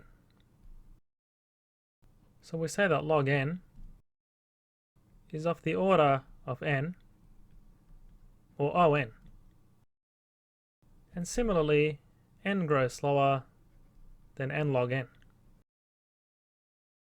So we say n is O(n) log n. So the informal definition of big O, which is the order of a function of n, is basically expressions that grow no faster than f of n for large n. So if we look at this example here, this function is 1000 by n, and this one here is n squared. So we can see that the linear function is larger than n squared for values of n less than 1000, which can be written mathematically as follows. So 1000n is greater than n squared for n less than 1000.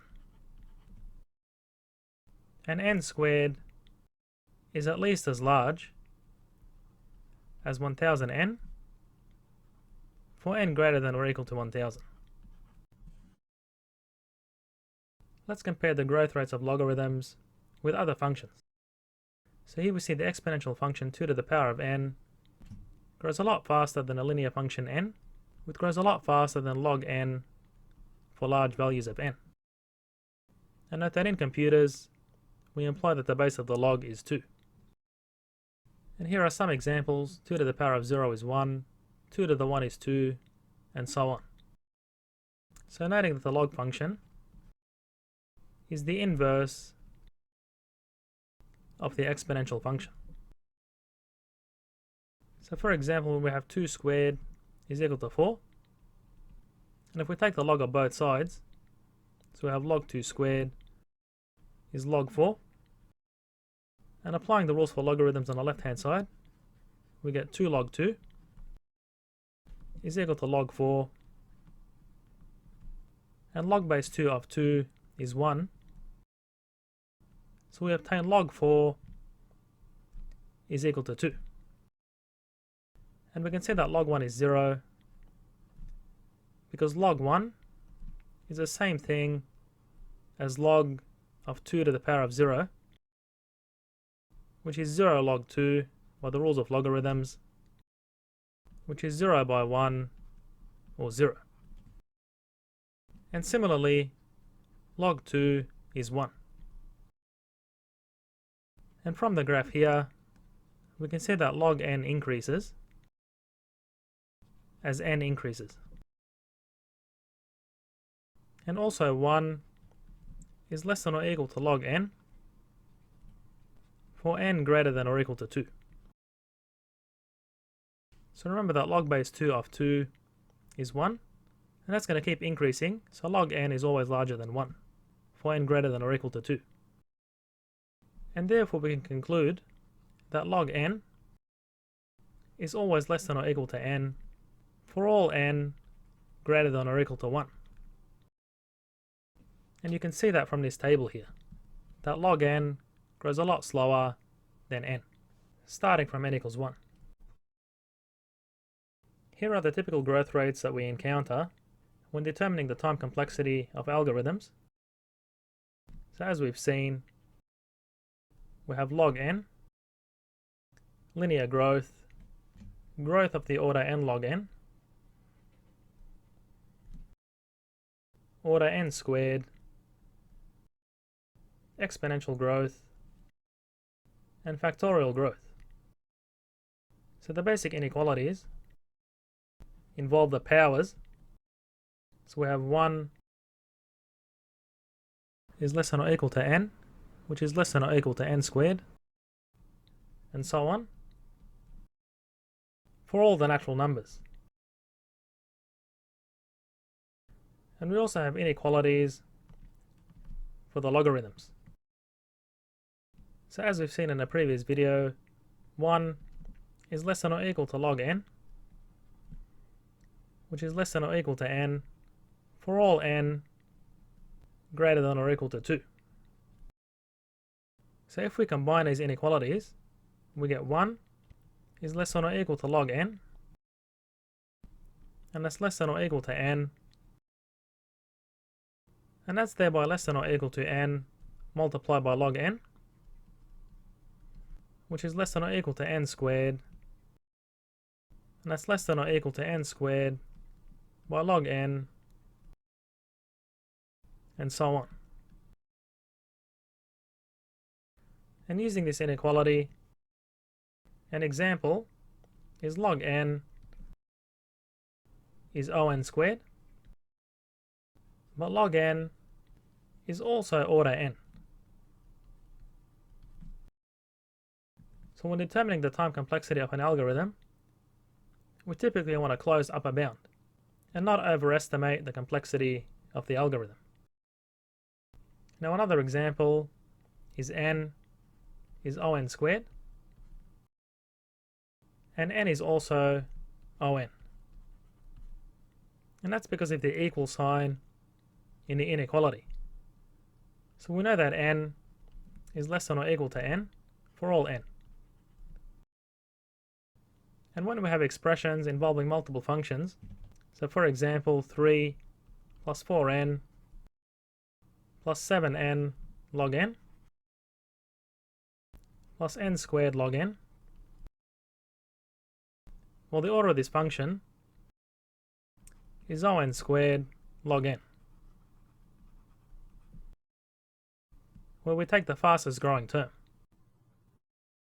Let's explain the formal definition of big O, which says that the time complexity of an algorithm is the order of a function f of n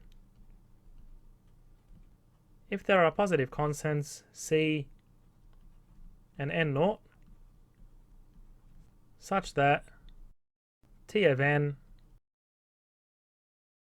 is less than or equal to the constant c by the function f of n, when n is greater than or equal to n naught.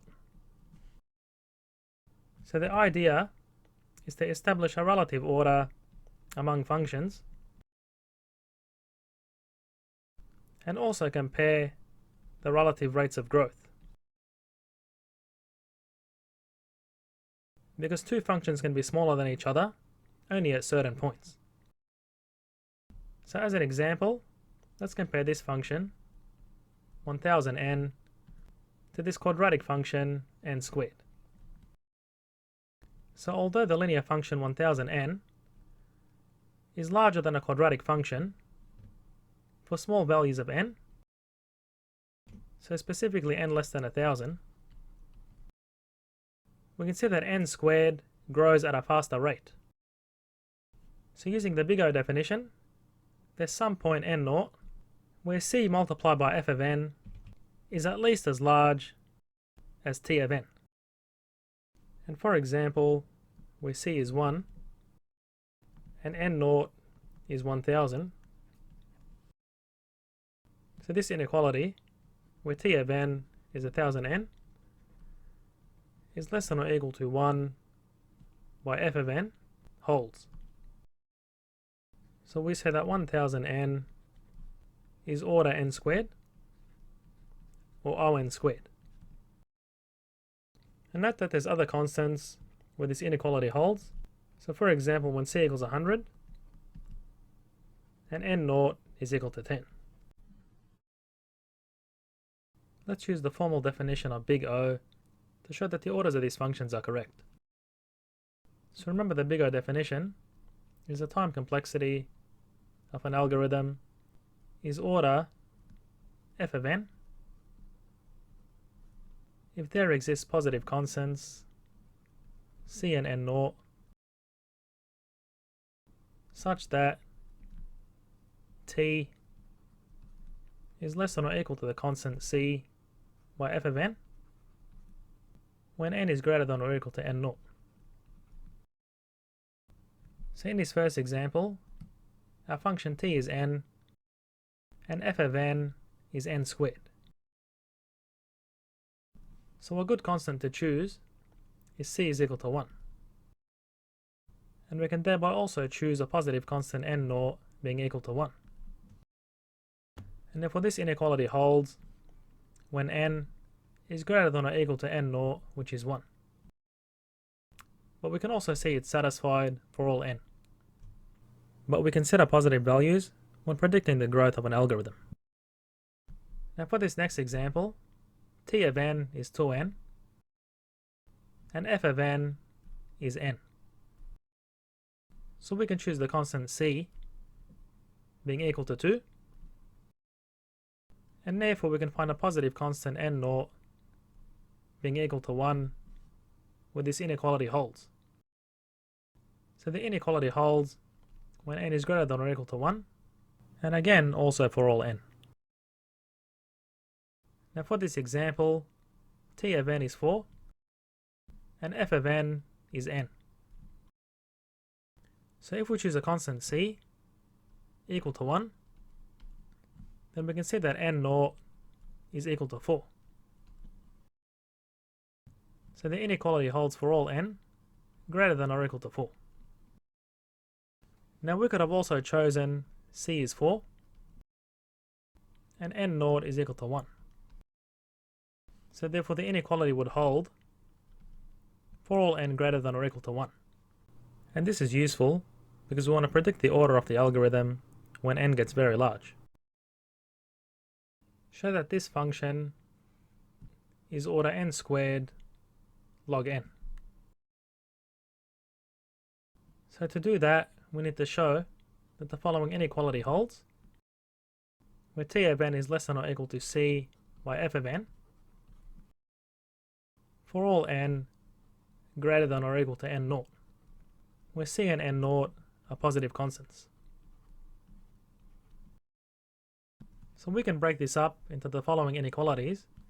So we have 2 is less than or equal to 2 by n squared log n, And this is satisfied for all n greater than or equal to 2. And we have 3n is less than or equal to 3n squared log n. And this also holds for all n greater than or equal to 2. And next we have 5n log n is less than or equal to 5n squared log n. And we can say that this holds for all n where log is defined. So that would be greater than 0. And similarly, n squared log n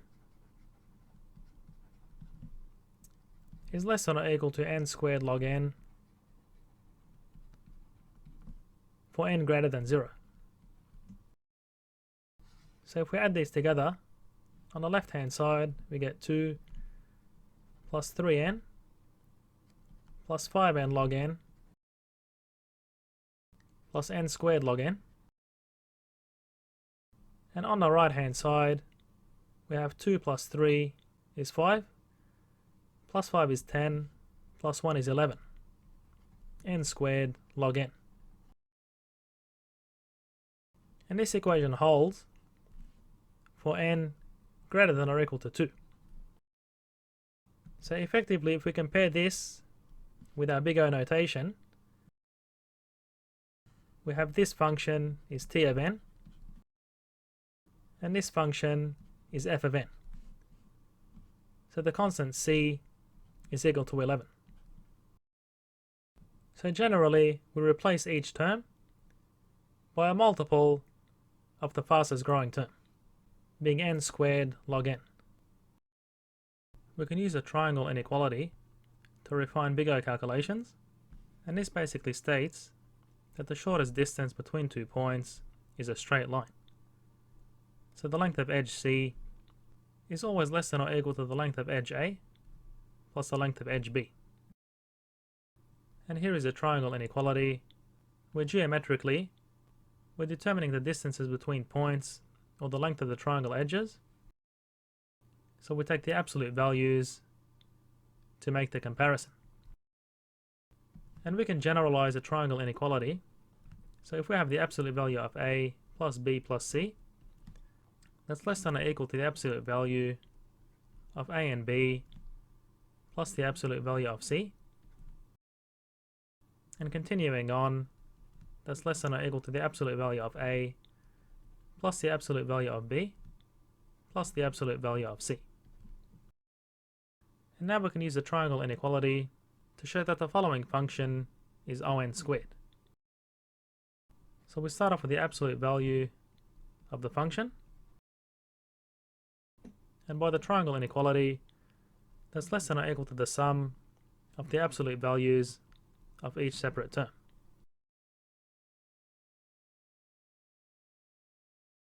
So taking the absolute values, we obtain positive n squared plus 12n plus 12.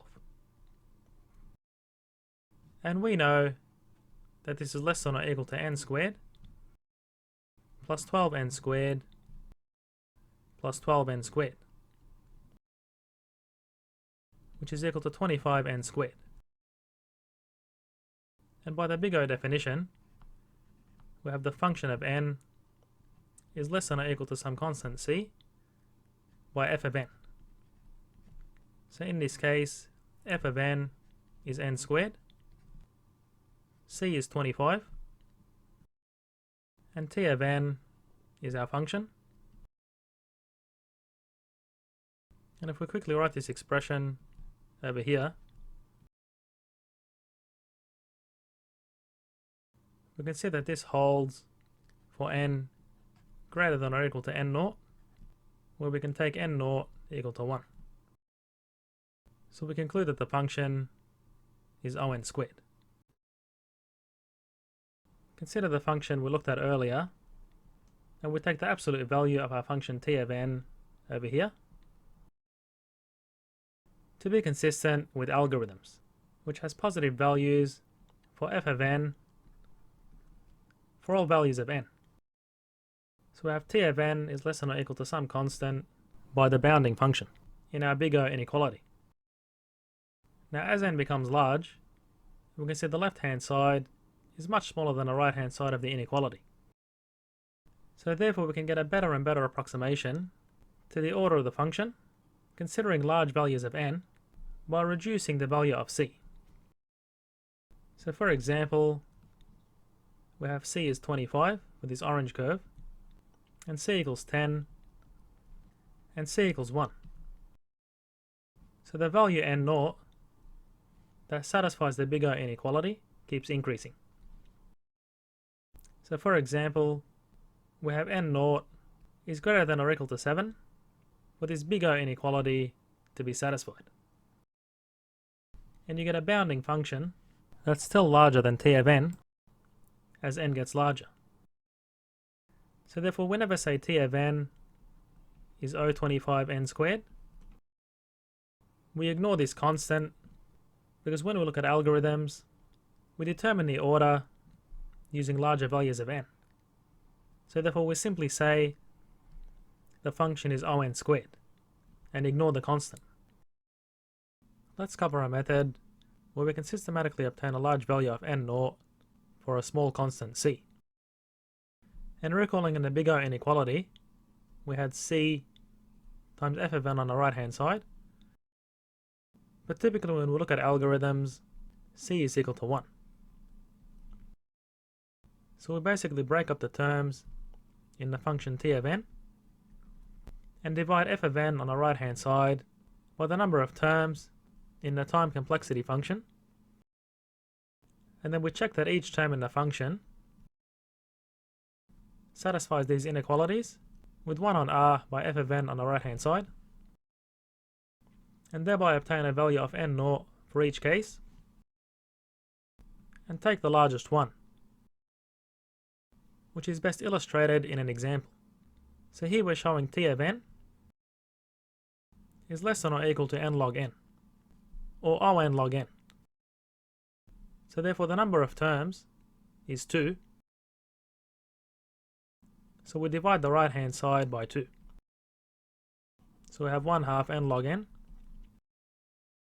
And then check these inequalities individually for each term. So starting with 10n, we check if it satisfies this inequality. And we do the same thing with 40 log n.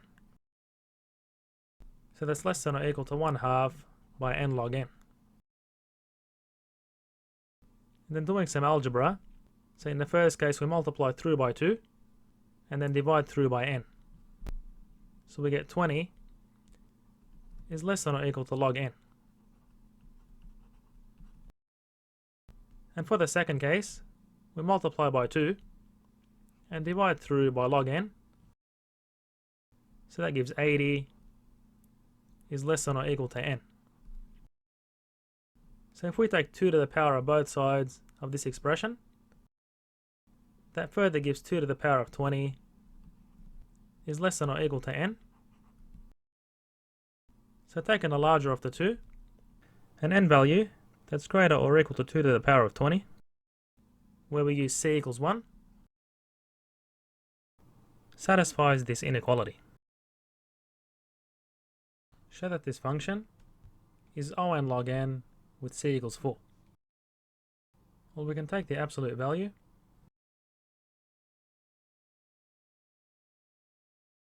and use the triangle inequality by taking the absolute value of each separate term.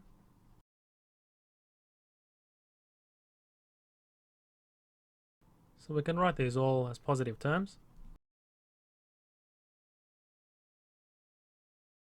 And using c equals 4, that's less than or equal to 4 by n log n. So this here is our left hand side. So if we subtract the fastest growing term from both sides, we end up with 2n plus log n is less than or equal to 4n log n minus 3n log n, which is n log n. So given we have two terms for our function, we compare each term with 1/2 of the fastest growing term. And similarly, we compare log n with 1/2 of n log n. So if you add these together, you get the original inequality. So doing a bit of algebra, we can cancel n here and multiply through by 2. So we get 4 is less than or equal to log n. And taking 2 to the power of both sides, we get 2 to the 4 is less than or equal to n. Now for the second inequality, we can cancel out log n and multiply through by 2, which gives 2 is less than or equal to n. So therefore the absolute value of our function is less than or equal to c by n log n if n is greater than or equal to the larger value, which is 2 to the 4 or 16. And therefore our function is O log n with c equals 4 and n naught is 16.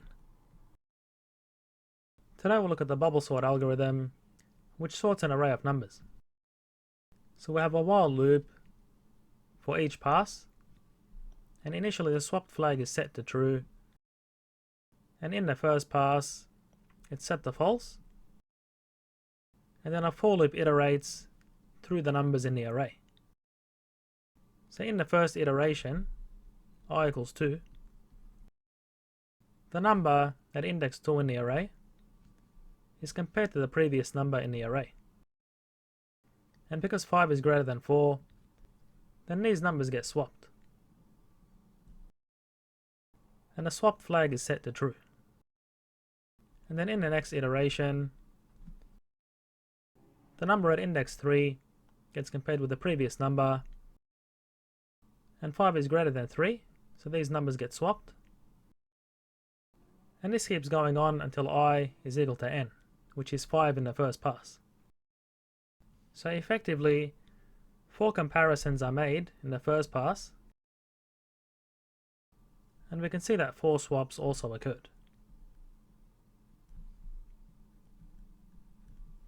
And n gets decremented from 5 to 4, so that in the next pass, we only compare the first 4 numbers.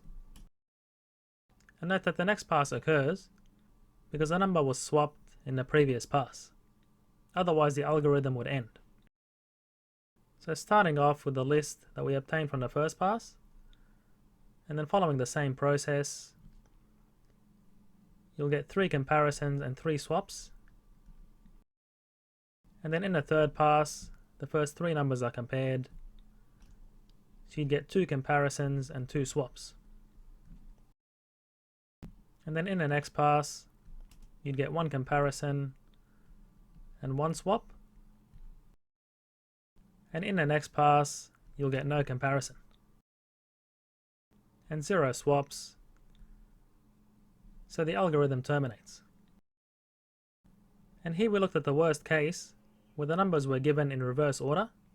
So therefore in the first pass, we obtained n-1 comparisons and n-1 swaps. And similarly in the second pass, we get n-2 comparisons and n-2 swaps, and that keeps going on down to 1 comparison and 1 swap, where we ignored the 0 in the final pass.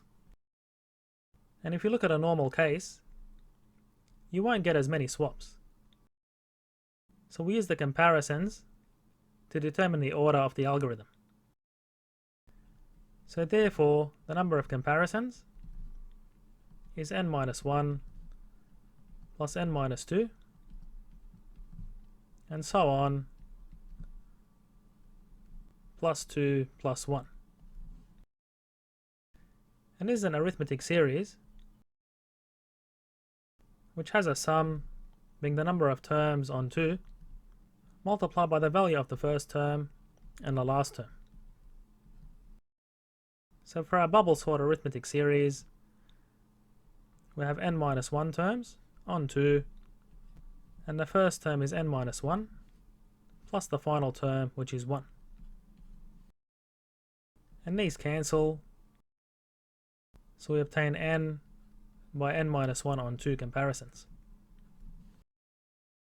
And if you expand this, we get n squared on 2 minus n on 2, and given the fastest growing term, the algorithm has a time complexity O(n) squared.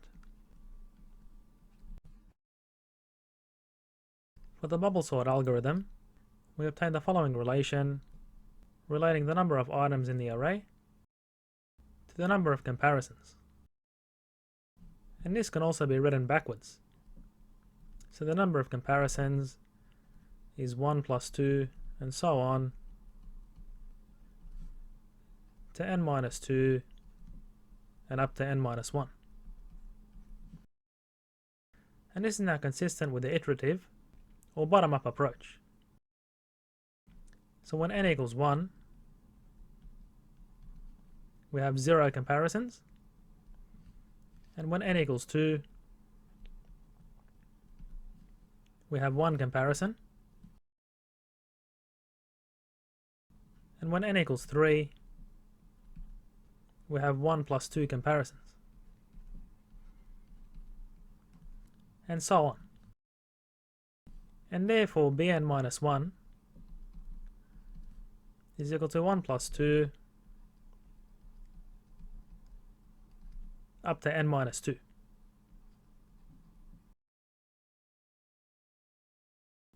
And if we subtract Bn minus 1 from Bn, well, all these terms are going to cancel except n minus 1.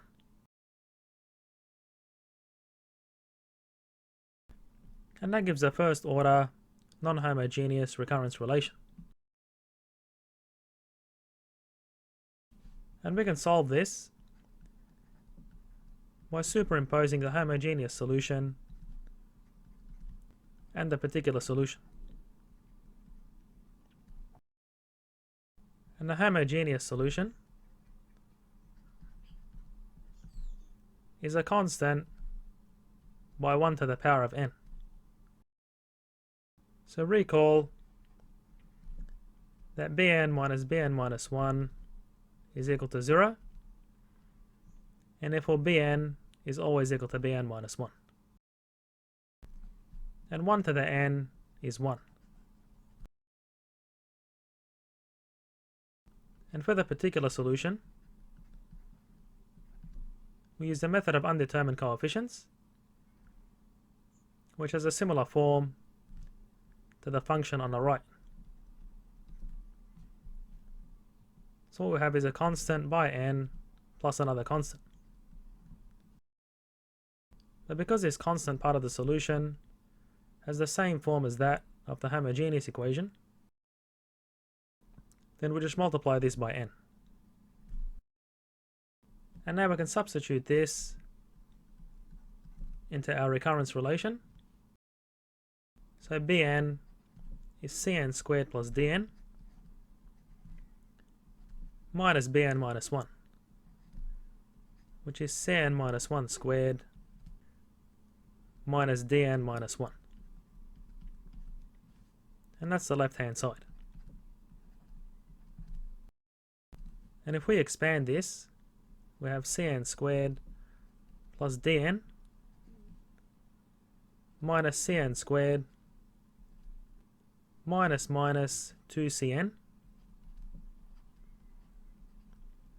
and minus C minus Dn plus D. And we can cancel out some terms. So we're left with 2Cn minus C plus D. And now we equate this to the right hand side of the recurrence relation. And now equating the coefficients of n, we get 2c is equal to 1, or c is 1/2. And equating the coefficients of n to the power of 0, we have minus c plus d is minus 1. And if you substitute c is equal to 1/2 d is minus a half. And replacing c and d in our particular solution, we have a half n squared minus a half n. And then superimposing the homogeneous and particular solution, we get a plus n squared on 2 minus n on 2. And given our initial condition, b1 is equal to 0, you'd get 0 is equal to a plus a half minus a half. So that gives a is equal to 0. And we obtain the same solution as we did in the previous video using the arithmetic series. And therefore n squared on 2 minus n on 2 is on squared.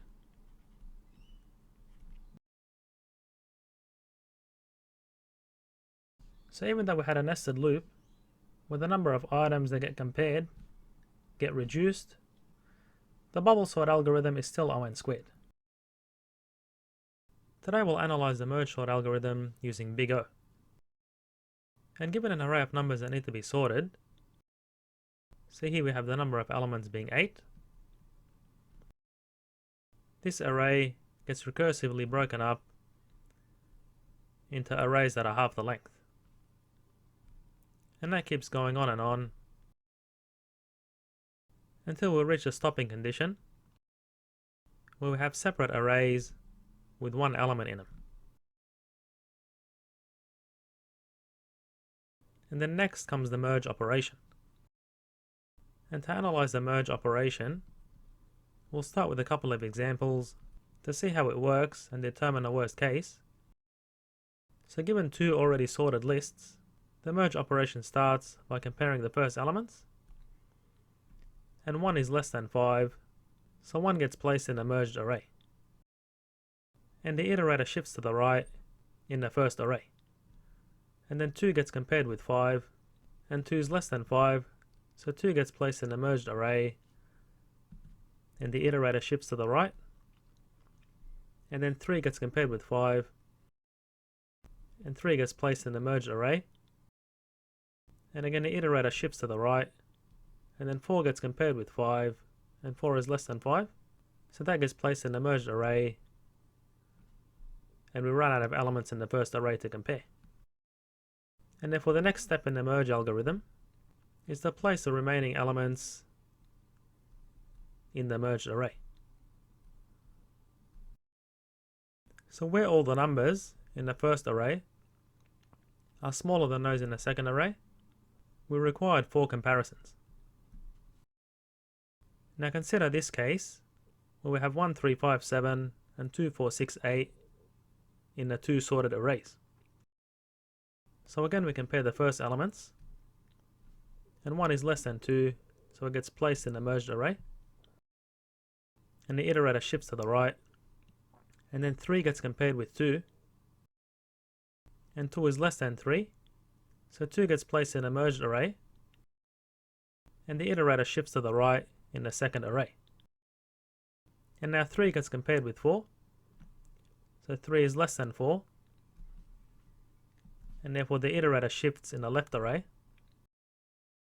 And then 5 gets compared with 4, 4 is less than 5, and therefore the iterator shifts in the right array.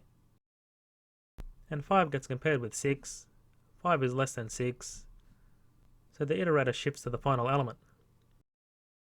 And then 7 gets compared with 6, and 6 is less than 7, so the iterator shifts to the right. And then 7 gets compared with 8, 7 is less than 8, and there's no more elements left to compare, so therefore the 8 gets placed in the array. So in this second case, we required 7 comparisons. And this here is the worst case. So in general, to merge two lists with n elements, so in this case we have n equals 4, we required at least n comparisons, and at most 7 comparisons. So that will be 2 by n minus 1 comparisons. And now we go back to our merge sort algorithm, being a divide and conquer or divide and merge algorithm. So we've completed the divide stage, where the array gets broken up into subarrays recursively. And then we get to the merge part of the algorithm. So here we get each of the two arrays being merged. So we get 1, 5, 3, 7, and so on.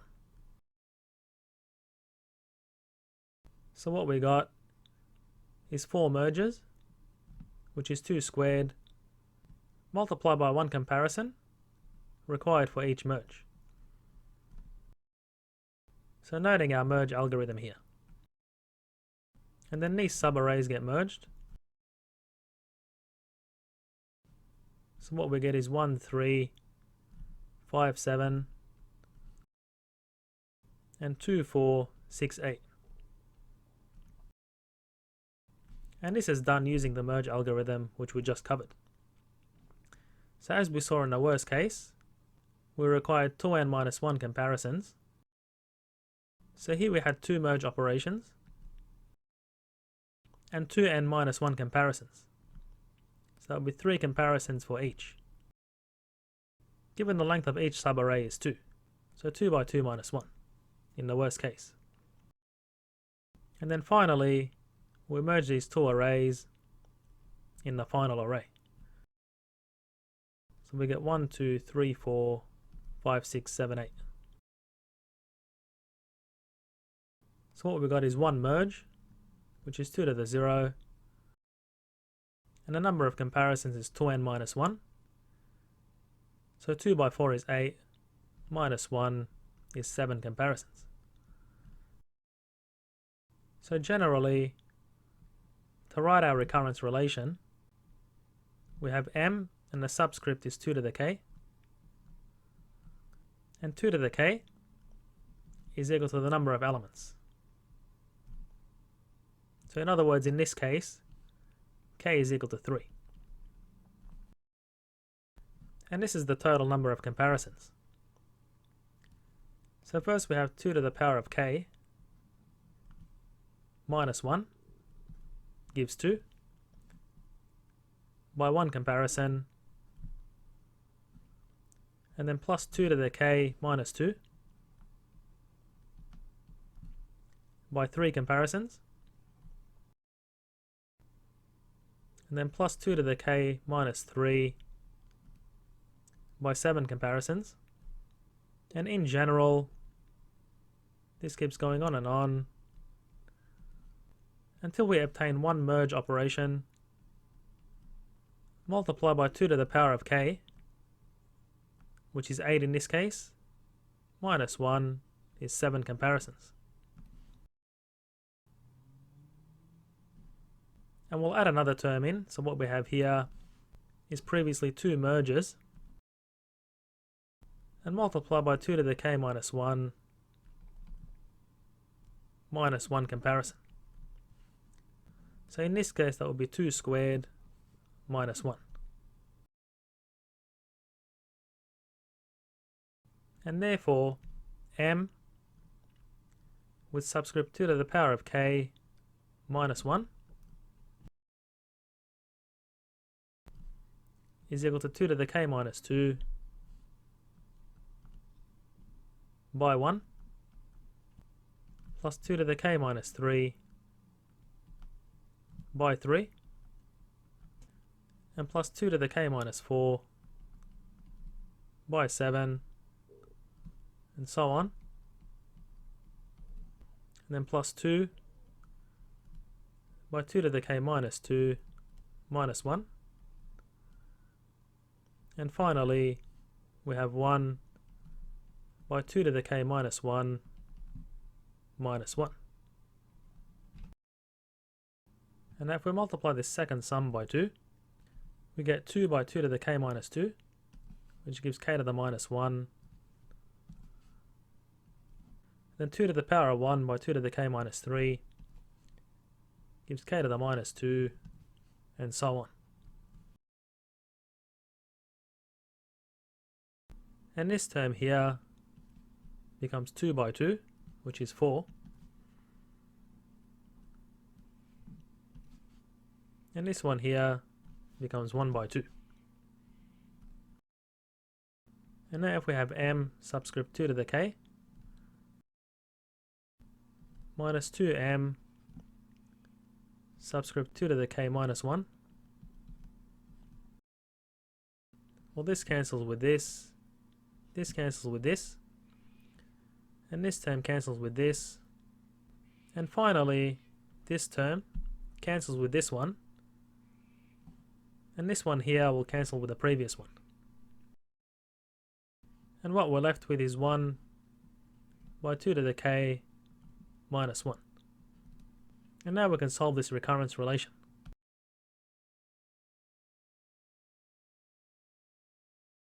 And if we use a dummy variable, so letting s with subscript k equal m subscript 2 to the k, we can now write our recurrence relation as sk minus 2sk minus 1 is 2 to the k minus 1.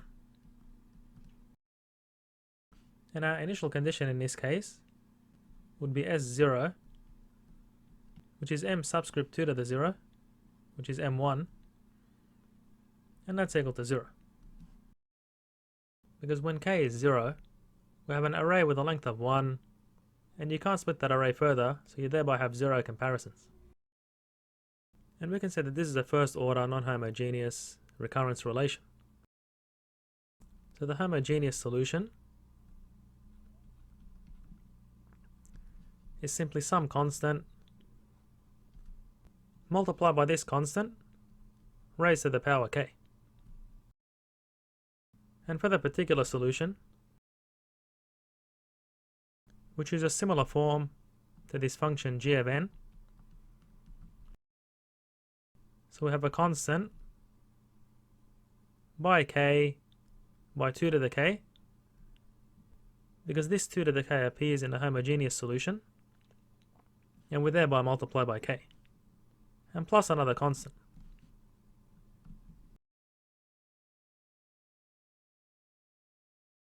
And now if you substitute this in our recurrence relation, so what we get is bk by 2 to the k plus c minus 2 by b by k minus 1 by 2 to the k minus 1 plus c. And that's the left hand side, which we equate with the right hand side. And if we expand these terms, we get bk by 2 to the k plus c minus 2bk by 2 to the k minus 1. Then minus minus is a plus, so that will be plus 2b by 2 to the k minus 1. And then minus 2 by c is minus 2c. And that's equal to the right hand side. And therefore we have bk by 2 to the k plus c. Then we have minus bk, and 2 to the power of 1 by 2 to the k minus 1 is 2 to the k. And similarly, we have b by 2 to the k minus 2c is equal to 2 to the k minus 1.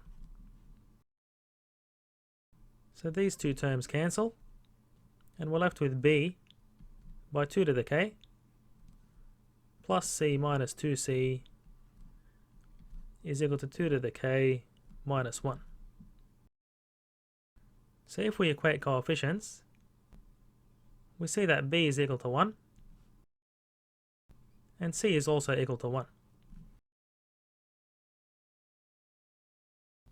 And therefore the general solution to our recurrence relation is a superposition of the homogeneous and particular solutions. So we have sk is a by 2 to the k plus k by 2 to the k plus 1. And applying our initial condition, s0 is 0, we have a by 2 to the 0 plus 0 plus 1. So that means a is minus 1. So here we have minus 2 to the k.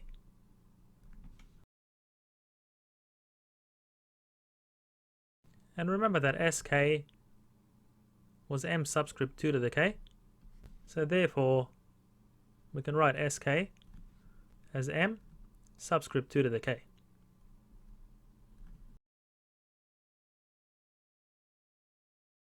And if you recall, 2 to the k is the number of elements in the array. So we can further write this down as mn is minus n, which is 2 to the k, and then plus k by 2 to the k. So 2 to the k is n,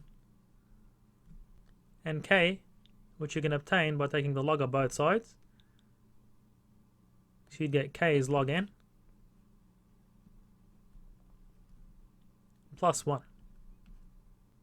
And therefore the time complexity of the merge sort algorithm is O(n) log n. Given that n log n is the fastest growing term.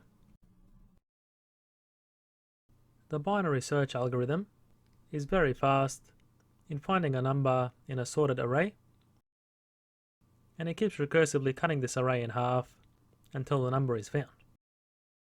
So if we go through the algorithm, we start off by the left index of the array, which is 0, and the right index is the number of elements in the array, which is 8, minus 1. And then in our first iteration, while the left index is less than or equal to the right index, which is true, we set the middle index as li plus ri, which is 7 on 2. So that's 3.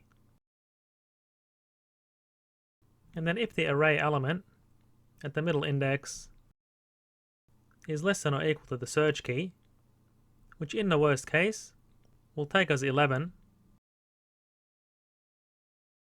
which is never going to be found. So 5 is less than 11, and therefore li is equal to the middle index, which is 3, plus 1, which is 4. And then in the next iteration, mi is set to li, which is 4, plus ri, which is 7, so that gives 11, on 2 is 5. And then if the array element at the middle index is less than or equal to the key, which is true, then the left index is the middle index plus 1, which is now 6. And in our next iteration, we have the middle index being set to 6, plus 7, which is 13, on 2, which gives 6. And then if the array element at this middle index is less than or equal to the key, which it is, then the left index is 6 plus 1. And then in our fourth iteration, we can see that the left index is equal to the right index, and therefore the middle index is 7 plus 7 on 2, which is 7. And the array element at the middle index is less than or equal to the key, so therefore the left index is the middle index plus 1. And then in the next iteration, the left index is greater than the middle index, so the loop finishes, and the array element at the middle index is not equal to the key, so therefore a false is returned. So during each iteration, we'll basically keep looking at half the elements in the array.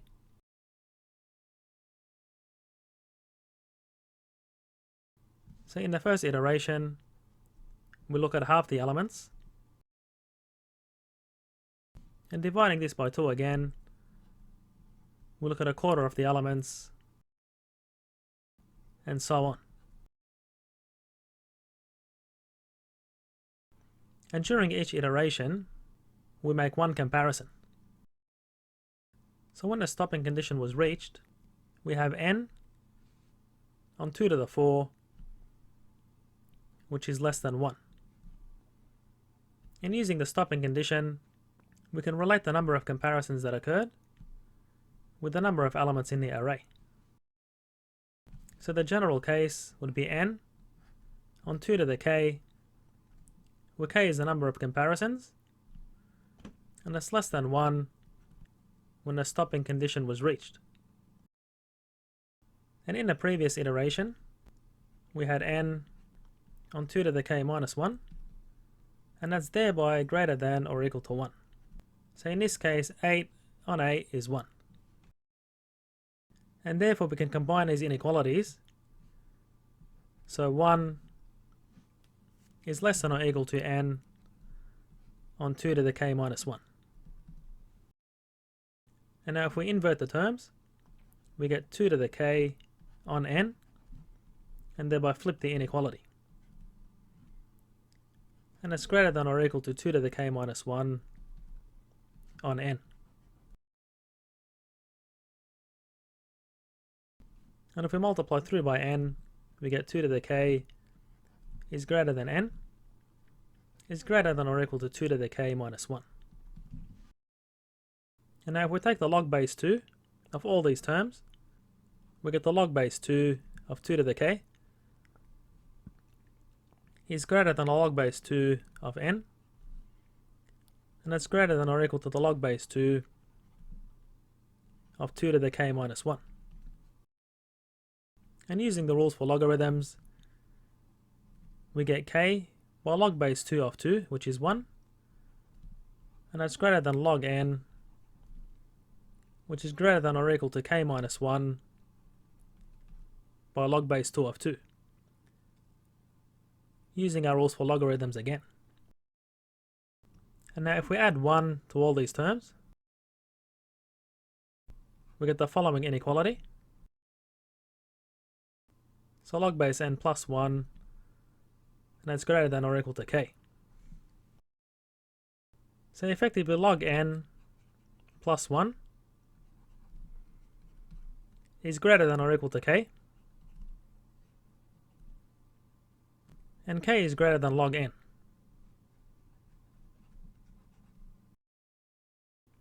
And given that the number of comparisons are bounded by these log terms, then we conclude that the time complexity of the binary search algorithm is O log n. Let's find the time complexity of the binary search algorithm using recurrence relations. So recall that after each iteration, we have the left index and the right index in the list. So we consider all elements in the list when searching for a number, and this list is cut in half during each iteration until the number is found or not found.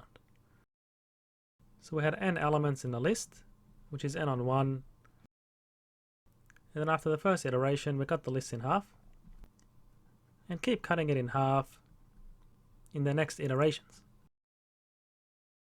until the stopping condition is reached. And in each iteration we compare the element that we were searching for, which is the key, with the element at index mi, being the middle element of the array. So we do one comparison per iteration. So therefore, in the third iteration, we have 3 comparisons, which I'll denote k.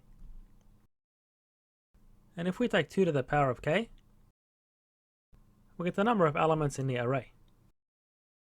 So therefore we can write the number of comparisons with subscript 2 to the k, or bn, is equal to k comparisons. So that's what we have in this case. When k is equal to 3, we're at our third iteration, and we've made 1 plus 2 plus 3 comparisons. And if for the number of comparisons, with subscript 2 to the k minus 1, in our previous iteration, is k minus 1. And now if we subtract these from each other, we get b subscript 2 to the k minus b subscript 2 to the k minus 1 is equal to k minus k minus 1, which gives 1.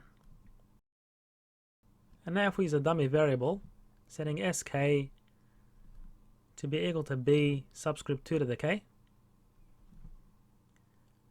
then we can write this recurrence relation as sk minus sk minus 1 is equal to 1.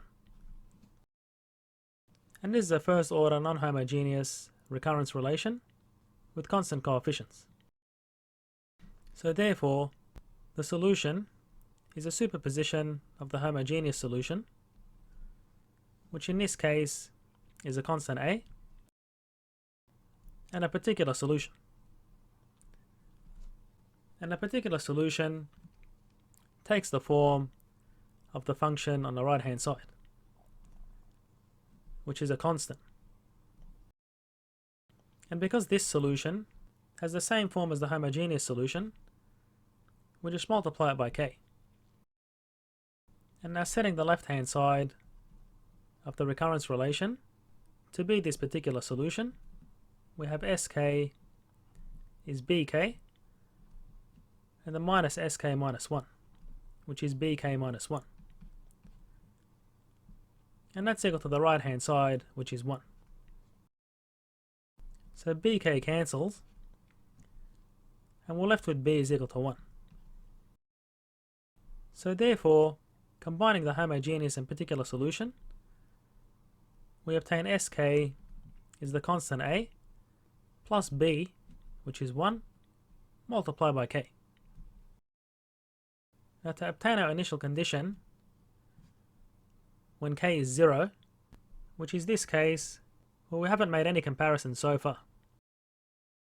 So in that case, where k is 0, we have b subscript 2 to the 0, which is 1. So the initial number of comparisons are 0, and b subscript 2 to the 0 is s subscript 0. So that's our initial condition. So applying our initial condition, we have s0 is equal to 0 is equal to a plus 0. And therefore, the constant a is 0,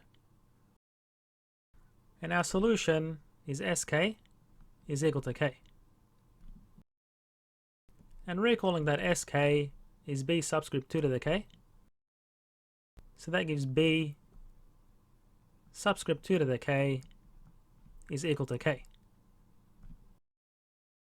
And 2 to the k is n, so we have b subscript n is equal to k. So if we take the log of both sides, we get k is equal to log n.